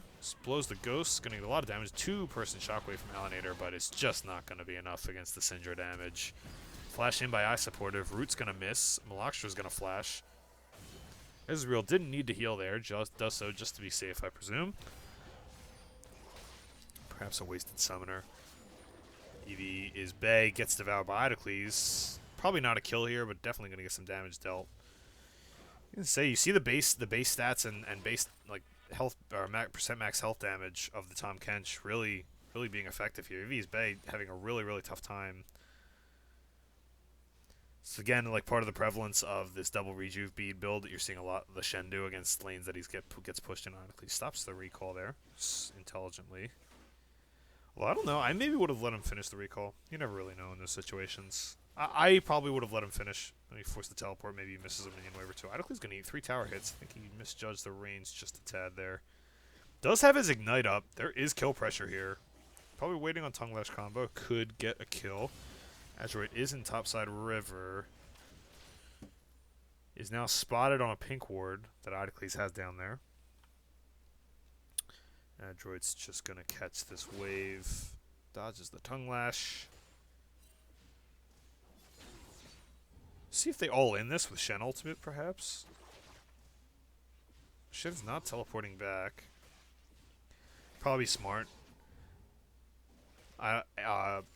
Adroit Killer's there soaking the XP anyway. So, walking back to lane, he's not going to miss out on much, and then he'll have his teleport so we can make a Shen ult play somewhere. Good conservation of summoners there. That's another thing you don't see as often. Summoner spell usage, a little bit more reckless in mid and lower divisions of play. People are a lot less gun shy. They'll usually just pull the trigger on summoners and aggressive or defensive. Eevee's Bay is going to spot that pink ward, take that out. So, here we go. We got a fight in mid. Tahm Kench ults in. Shockwave's going to miss the Prophet because they don't time it with the Poppy ultimate. So Poppy ultimate, a lot of people, this has happened a fair amount to me recently. Poppy ultimate, a lot of people don't realize, Malakstra's going to take a lot of damage here, so is Ezreal. A lot of damage coming back out. The Zyra ult's going to completely whiff, but just throwing them away. Looking like the Alice bot lane actually got the better end of that until the end there. Anyway, what I was saying was, Poppy ultimate does put them in an untargetable situation. Hecarim's going to ult in. Eye Supportive is going to go down to a combination of the Heck ult and the Caitlyn ultimate. Knock up is going to get Adroit Killer there. Cilia tries to flash in for the cleanup. Gets exhausted. Malakstra likely going to go down here to Dexter. Shen ult's going to save him. And a 3 for 0 in favor of Team Atlas. Great team play there. Good counter gank by Adroit Killer and the Shen ultimate. And they're going to be able to convert on a dragon here for their trouble. Got ganks in 2 lanes. Both went the same way. Hecarim able to motor his way down to the bot side after the kill on mid lane. And that's going to reward them with a Cloud Drake. Dexter here, not really just posturing. Not really going to get anything there. He's out of mana, So, Cloud Drake picked up by Team Atlas. All the kills. This time around, we saw this was a problem in the last game, but neither team was really able to convert one team fights and ganks into objectives. Right off the bat, an improvement over the last game already. Team Atlas able to convert on 2 separate ganks and turn it into a dragon, 3 kills, and a gold lead for them. Numbering about 1,800 gold at the moment. Yeah, 1,600 gold at the moment. Either way, 1.5k gold lead or so. Silly and Sportive going to get a bunch of damage on this bot tower. Get it to about half before Ezreal and Malastria get back. Got to get what you can. Not the best situation for them, but you... Oh, looking like 1. Eevee's Bay's not going to get the second Devour proc. Supportive and Cilia playing extremely aggressive without vision of... Cilia's going to tank Caitlyn ult. Yeah, playing extremely aggressive without vision of Adroit Killer. Kind of risky, but... The combat strength of the Bilgewater users tends to be a little bit stronger at this point in the game before the crit build AD carries like Caitlyn and Tristana and Jinx scale up. So, looking like we might actually have something going on in mid lane here. Alienator's going to ult, Prophet, and just get demolished again by the Syndra ultimate. So, this is a matchup that is a skill matchup between Syndra and Orianna, but it's really easily tilted by jungle pressure. And in 2v2 situations, it's usually in favor of the Syndra lane. Almost regardless of who the jungler is. Prophet's going to get jumped on by Dexter here. Gets Poppy ulted. Don't think anything's going to come of this. Adroit Killer looks like he's probably going to walk away too. Gets devoured. Maybe not. Adroit Killer takes a ton of damage from the Devour from Tahm Kench and the red buff from Dexter, and that's going to be a kill going the way of NinnyMuggins. Bot lane rooms up. They're like, yep, nothing to do bottom. Might as well come up here, see if we can do something. And looks like they're going to head back down to bot lane. So, big advantage for Idocles, yet again. 18 CS lead. Similar to last game. Big lead in the top lane for Idocles, for NinnyMuggins. Big lead somewhere else for Team Atlas. So Team Atlas, the Syndra is massive. Already has Merlin, Omicron, and Sork Shoes. This is a massive power spike for her. She's going to be able to kill more or less one-shot pretty much anybody. But again, we'll see how this turns out because with Idocles ahead in gold and being able to devour the Syndra target, the 5v5s are more than likely still in favor of CottonHeadedNinnyMuggins right now. So, Atlas is going to look to skirmish. If they know... Oh, looks like top lane tower goes down. For some reason my camera's not working correctly. So, Eevee's Bay gets ignited, devoured. It's Idocles just bullying him all over the place. Massive lead there, too. Alienator's going to go down to Syndra ult as he's the scout of the week. So, opposite solo lanes on opposite teams, both snowballing out of control. Idocles, however, is doing it without much jungle help whatsoever. Looks like we're going to get a gank here from Adroit Killer. Supportive takes a ton of damage. Cilia may be able to walk away from this. Not quite enough damage from the culling. The slow from the Lulu Wild. The slow and knockup from the Lulu Wild growth. Just too much. believe Hecarim had a red buff too. No, he didn't. Okay, so just too much to deal with. Got Dragon popping in a minute 24 is going to be another Cloud Drake, as we can see. Looks like that gank bottom is going to result more than likely in this bot tower. Yeah, bot tower will go down for Team Atlas. Expect them to rotate probably mid lane with the Dragon up so soon. So that they're in close proximity to that, and they're going to let the Shen ult do work top lane so he can pressure the top tower, and then potentially get a Shen ultimate for a 5v5 fight. He's going to pull Tahm Kench top. Tahm Kench without teleport. Shen with both his ultimate and teleport available to him. So this Dragon fight likely going to be in favor of Team Atlas as well. And if your team... Oh, Alanair's taking a ton of damage there. Syndra all flashes and ults. Probably could have ulted before with target acquirement, but flashes picks up the kill anyway. You can see how one-sided this matchup gets if the Syndra gets any kind of help at all. This kind of situation, as the Orianna player, you almost always want to at least get some sort of defensive item. I know people tend to want... People tend to look at Morellonomicon as a big spike, and it is important. It's important that you get Morellonomicon, but as we see here, has Morellonomicon is extremely squishy. I'm actually just going to click to see magic resist numbers. Not that high. And if you're getting one shot by the Syndra like that, you need, even through barrier, you need to do something to give yourself a shot at living through the ultimate so you don't just die. Now, the counter argument to this is, you know, if you're going to get chunked out of lane, you're going to get chunked out of lane. But on Orianna specifically, living can be the difference between... living can be the difference between finishing your ult channel and stuff like that. So, going to be interesting to see. And looks like he goes with an Aether Wisp. Yeah, I don't know. I don't agree with that. He needs some kind of magic resist. Dexter's going to get scattered the weak 10 engaged on by Adroit Killer. Adroit Killer going to go ahead and die. I'm not entirely sure if this is worth it. Shen ult comes in. Eevee's Bay and Adroit Killer are going to kill Dexter. Nice Zyra ult by Supportive, but not entirely sure if that's going to be enough. Supportive has to flash away, as is real. Pops his heal. Alanator shockwaves, sombreros on himself. Not going to pick up any kills from this. Isn't quick enough on the command protect. Idocles still shoving top lane. Looks like Atlas is going to get the dragon here, unless Idocles wants to make some sort of teleport play. But he's too busy proxy farming to do that, so why would he? Looks like there is going to be... no, looks like they are going to pick that up pretty clean.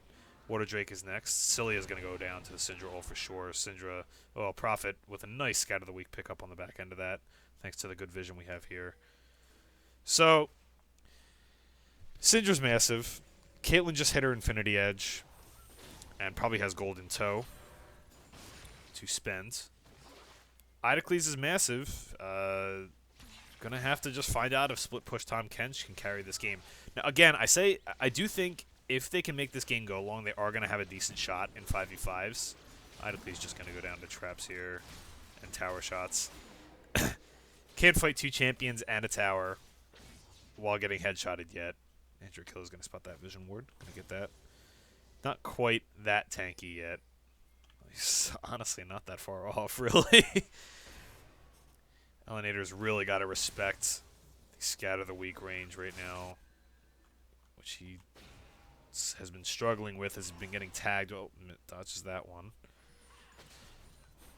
Is a little bit strange to dodge. To judge the range of it, especially from Fog of War. It can be challenging, but has not been doing a great job with the Alanator's going to get all in by Hecarim here. He's so squishy right now. Gets the shockwave out of Alanator, but he's still going to pop. Supportive's going to die to a Syndra. Oh, doesn't even ult, just dies to... Oh, my goodness. Syndra W's enough. Idocles is going to teleport. This game is devolving quite quickly. A lot going on here. I mean... 6k gold lead at the moment. Prophet. Cilia is going to get the shutdown on Prophet. And Dexter stays in. Edgerick Killer's gonna not quite walk away. Red buff was just enough to get him as soon as the Shen shield wore off. Eevee's Bay and Malakshra are gonna go ahead and try to take down Dexter. Looking like that may just happen, and Caitlyn's gonna pick that kill up with the ultimate. Idocles just gonna this game is full-on clown fiesta. Here we go. Ez is real, gets devoured, pushed into tower range, and taken out. Malakshra likely gonna suffer the same fate. Idocles getting himself even bigger, making plays happen. So, Team CottonHeadedNinnyMuggins gonna pick up at least something out of that. They're not going to lose Tier 2 tower. They're going to pick up a couple kills. They're likely going to get mid tower if they can get enough damage on this before Syndra gets there. Of course, Syndra's ultimate is up, as well as Flash and Ignite, so someone's going to die. But we'll see in a second if Idocles... Oh, Prophet taking a lot of damage. Alienator going to eat another ult and just die. Oh, Supportive going to suffer the same fate. Idocles was out of range to devour his teammate there. That maybe could have turned that fight. Idocles is going to soak a ton of damage, but Prophet is just so far ahead right now. Has his death cap and Morello's already. Double buffs. Reminder too, when at level 14 now, I'm just going to click on him because I'm pretty sure he does have level 5 in his Force of Will. So it's going to do it is going to do percentage true damage now from her passive. Dexter, not entirely sure what his positioning was there. Prophet's going to get devoured by Idocles, likely going to go down. Flashes away. Gets Lulu shielded. Eevee's Bay is going to be left to die here. Scout of the Week's going to save them. Cilia popping in. Adroit Killer pops in. Adrico's going to go down, gives his life up for his carries. Good guy, Hecarim.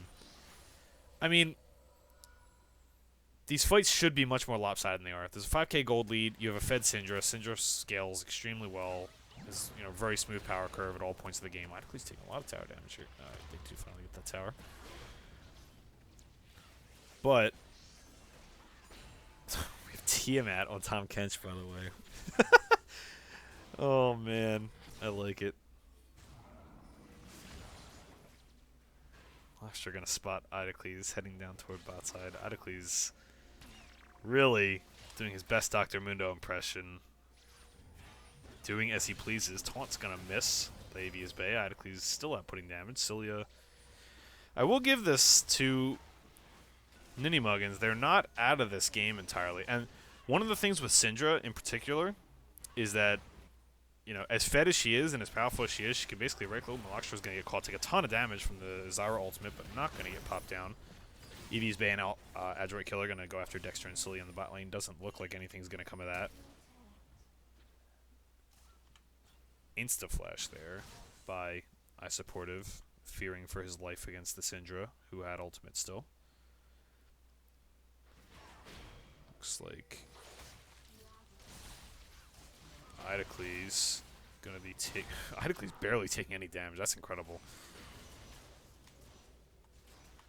Adroit Killer is gonna take out Cilia. Can't be alone in a long lane against Hecarim. Ghost junglers are very, very tough to deal with. Dexter, can he dodge the taunt? Root's going to come out from iSupportive and save them. Dexter goes back in, however. Eevee's Bay taunts Dexter. Oh. Looks like he gets away from that. They're going to take the Blast Cone over the wall. Dragon's up in 5 seconds, so likely going to see this already elongated fight continue. Because why not? Let's keep the fiesta going. Honey fruit for Adroit Killer there. Looking like this is going to be a Water Drake conversion for Team Atlas. Do need to be aware, there's the redemption coming out. They do need to be aware that with the slow, they could get picked out, but nobody wants to blind check against the Prophet right now, who gets another kill. Alienator flashing as well. Now, I think NinnyMuggins is not exactly doing a great job controlling damage losses here. Like, if they get the dragon, they get the dragon. If you're going to fight it, then you need to go fight it. If you're not going to fight it, there's no need for them to let you get summoners on the back end of that fight. Because now they got a free kill and a flash out of Orianna, who's already struggling. The Adjuvant Killer's looking for a dive here. Alienator's going to get dove, go down. Cilia outputting damage, but not going to be quite enough. Damage. Fight's still going on under the turret here. Eevee's Bay going to tank some. Prophet taking tower damage here. Let's see if Dexter catches that. This fight is between 2 towers. This is crazy. Nice Zyra ultimate's going to catch 3 people, do a lot of damage. Cilia gets the shutdown on Prophet. Malakstra very low. Ezreal's going to flash, or as Israel is going to flash. Malakstra probably going to go down to autos here. Does so. Gets the exhaust out of Malakstra. Still gets the kill. Dexter got to be careful you don't get shot here. Nice stun against the only wall in the vicinity. A little bit of odd positioning there by Ezreal, but he didn't really have that many good options. And all of a sudden, we have a 1 fight from NinnyMuggins.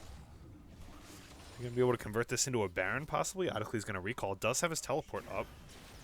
Looks like they're going to try to start this Baron. These are the kind of risky calls you can make. Getting themselves right back in this game. Now, keep in mind, they're way down in kills. The gold differential is only 2,000 gold right now. Idlecles is going to teleport. Dexter's barely going to survive thanks to the command protect. So he's going to tank till Idlecles gets in. Scrying Bush is popped. Eevee's Bay is going to take out iSupportive.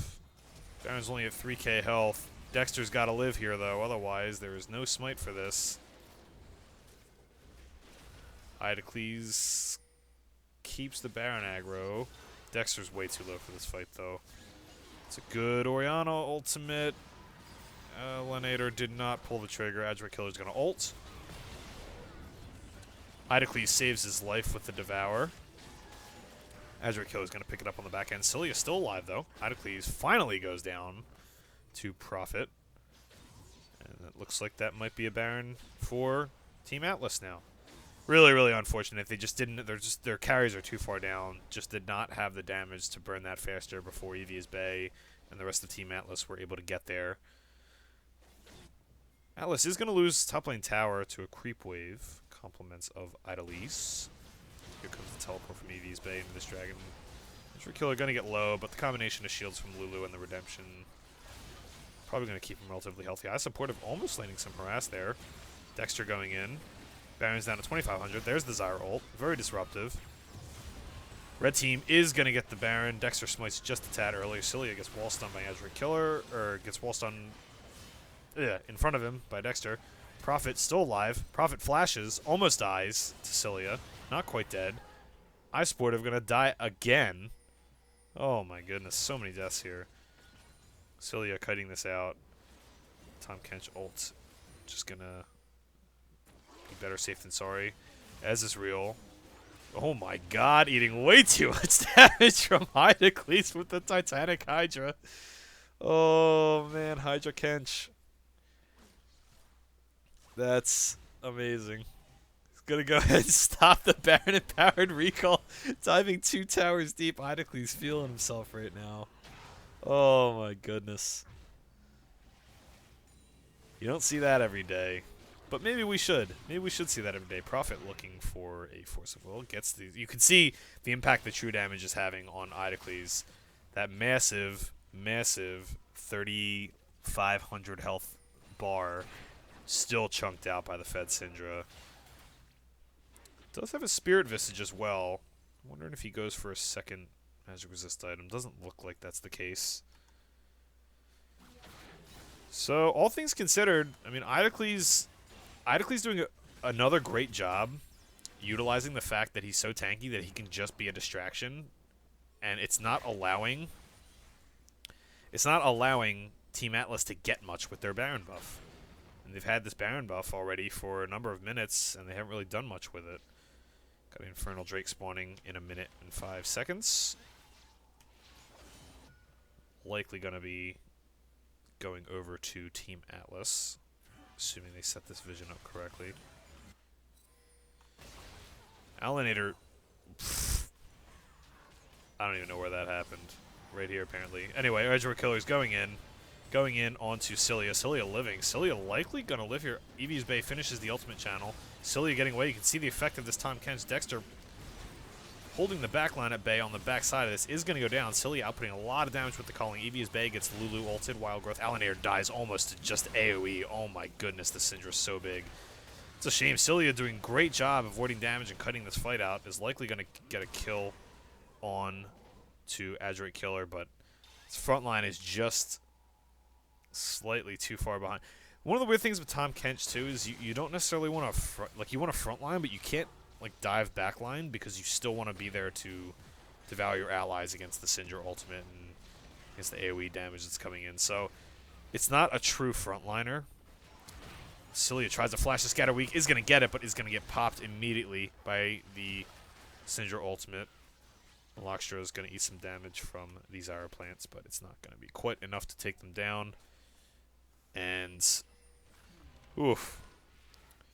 5.5k gold lead over to Atlas. They're going to pick up an Infernal Drake to amplify that lead. Very, very important to get Infernal Drakes on, 2 core and 2.5 core compositions.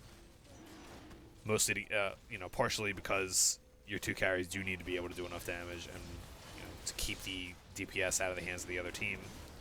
Idocles going to flash in, almost gets the Titanic Hydra proc on that. Wow, almost. Idocles maybe a tad aggressive on the teleport, is going to go after Ezreal. Gets the flash off of Ezreal. On the back end of the fight, Alienator is dealing with Azurite Killer. Idocles actually 1v3ing here, is almost going to get Ezreal. Lulu ult is popped on Evia's Bay. Heal is also popped on Ezreal, but Idocles just can't do it himself. Azurite Killer. Idocles probably needs to stop trying to disrupt frontline like this and probably try to play for backline. Zyra can provide enough damage for you to do that, but because Dexter going to go in onto Ezreal, Cilia going to get killed on the back end of this. Still alive. Oh, Eevee's base not quite able to take him out. Does the Piltover Piltmaker. Ezreal gets him. Cilia does eventually die to Azurite Killer. Dexter takes out Ezreal. Supportive. Nice CC chain there. Gonna get both? Not quite enough, and is gonna die to the Syndra. Oh, so close. Oh my goodness. Either way, not quite enough. Team Atlas still gonna get an inhibitor out of this. Still tremendously far ahead. Alienator should have ulted there. That was a big mistake. Not exactly showing.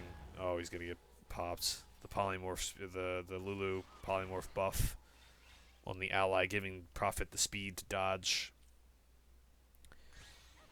Can't help but say Alienator's feeling a bit tilted. At least it appears that way. But yeah, I think people get too comfortable in their combination, like their combo rotations and stuff. Like he just went to QWE back to himself, assuming that he was going to take some damage back, when really he should have just ulted there. He could have got a flash out of it, maybe a kill if the flash wasn't timed correctly.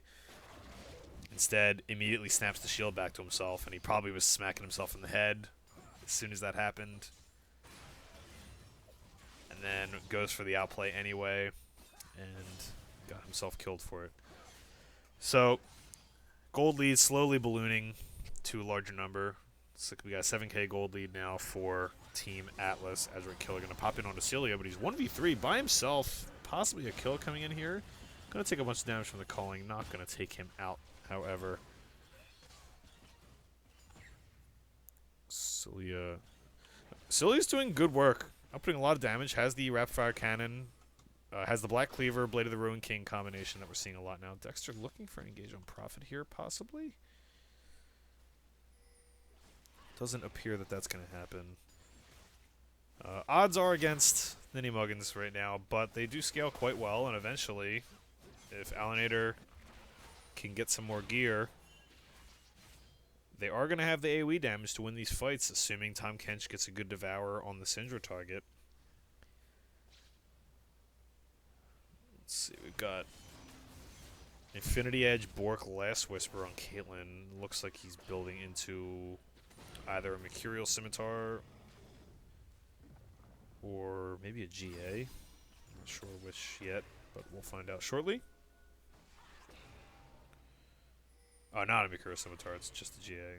Looking like Prophet setting up orbs here so we can have the most orbs for the pick that they're looking to make. Cilia spotted on a ward. Is he going to blind check this? Is going to get flash ulted by Prophet. Nice pick.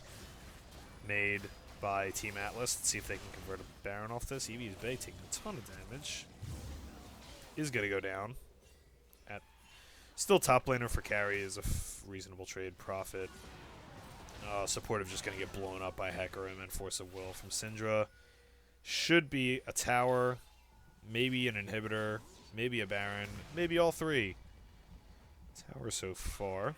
Dexter looking to disrupt this. Not looking good for our Yordle hero. Scat of the week. Oh my gosh.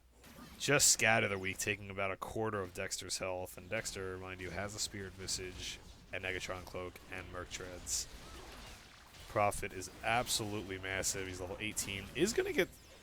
Just barely dodges the wall stun from Dexter there. Perhaps could have been a kill in a better situation. Idocles taking a ton of damage. Profit kiting away from Dexter.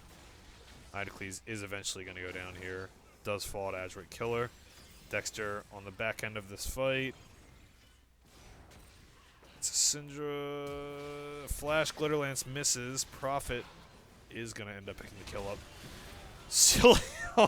Cilia just gets Syndra ulted.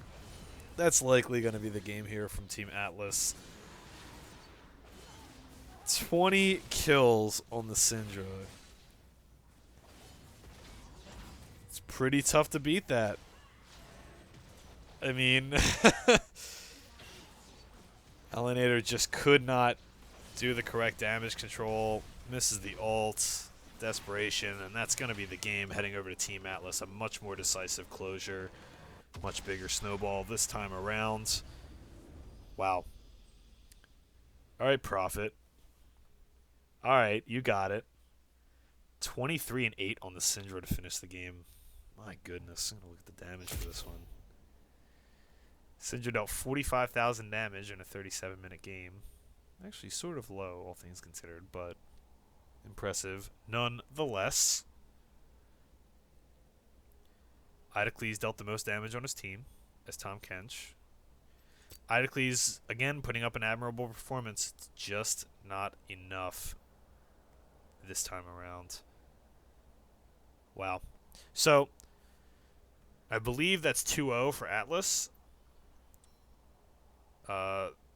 Supposedly, they're going to be playing their ladder match also right now, but I am not 100% sure on that right now, seeing as what happened in the first game. So I'm going to check in with the teams, see exactly what's going on here, if they're going to go into their ladder match or not. Let me see.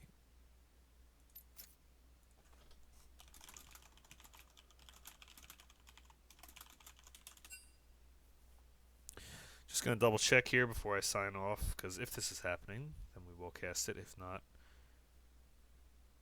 I'm going to shuffle myself off to bed. Some strange games tonight. Really, really, really long, hard-fought slugfest of a first game. Really close between both teams. It's really unfortunate it had to end the way that it did. And then just out of control in the second game. Completely different game. It's an absolute clinic put on by the Prophet. And it does not appear that we will be playing any more games tonight for these two. There was supposed to be a ladder match also. They were going to play 3 matches, but because the first match took a long time, I believe that's going to be it for the night. Thank you guys for tuning in to the solo cast. Not something I'm too familiar with. I will, however, before we go, send a shout out to those who followed tonight. I turned my notifications off for the night because I was casting a game and I didn't want it to be disruptive, but I'm going to go ahead and throw the notifications out for those that did send me a follow. Thank you very much. Or thank you for the follow. Tough second game, but played well the first game, and hopefully we can do better next time. The Amo, my man, fellow caster. Hope everything went well for you tonight. And we also have Aninokin. Thank you for the follow, ladies and gents. Everybody have a wonderful night. Well played by both teams. Thank you for watching. Definitely encourage you to follow me on Twitter and everything. Follow the stream if you haven't already. As you should. I stream weekday afternoons Eastern time most of the time. I usually keep it to like at least 3 days a week. So you can see some Plat Diamond Range solo queue as well as my Vantage League games every week, and hopefully some more casting coming in the future. So if you guys have any tips, questions, concerns, feel free. I am open to suggestions. Everybody have a wonderful night, and I'll see you next time.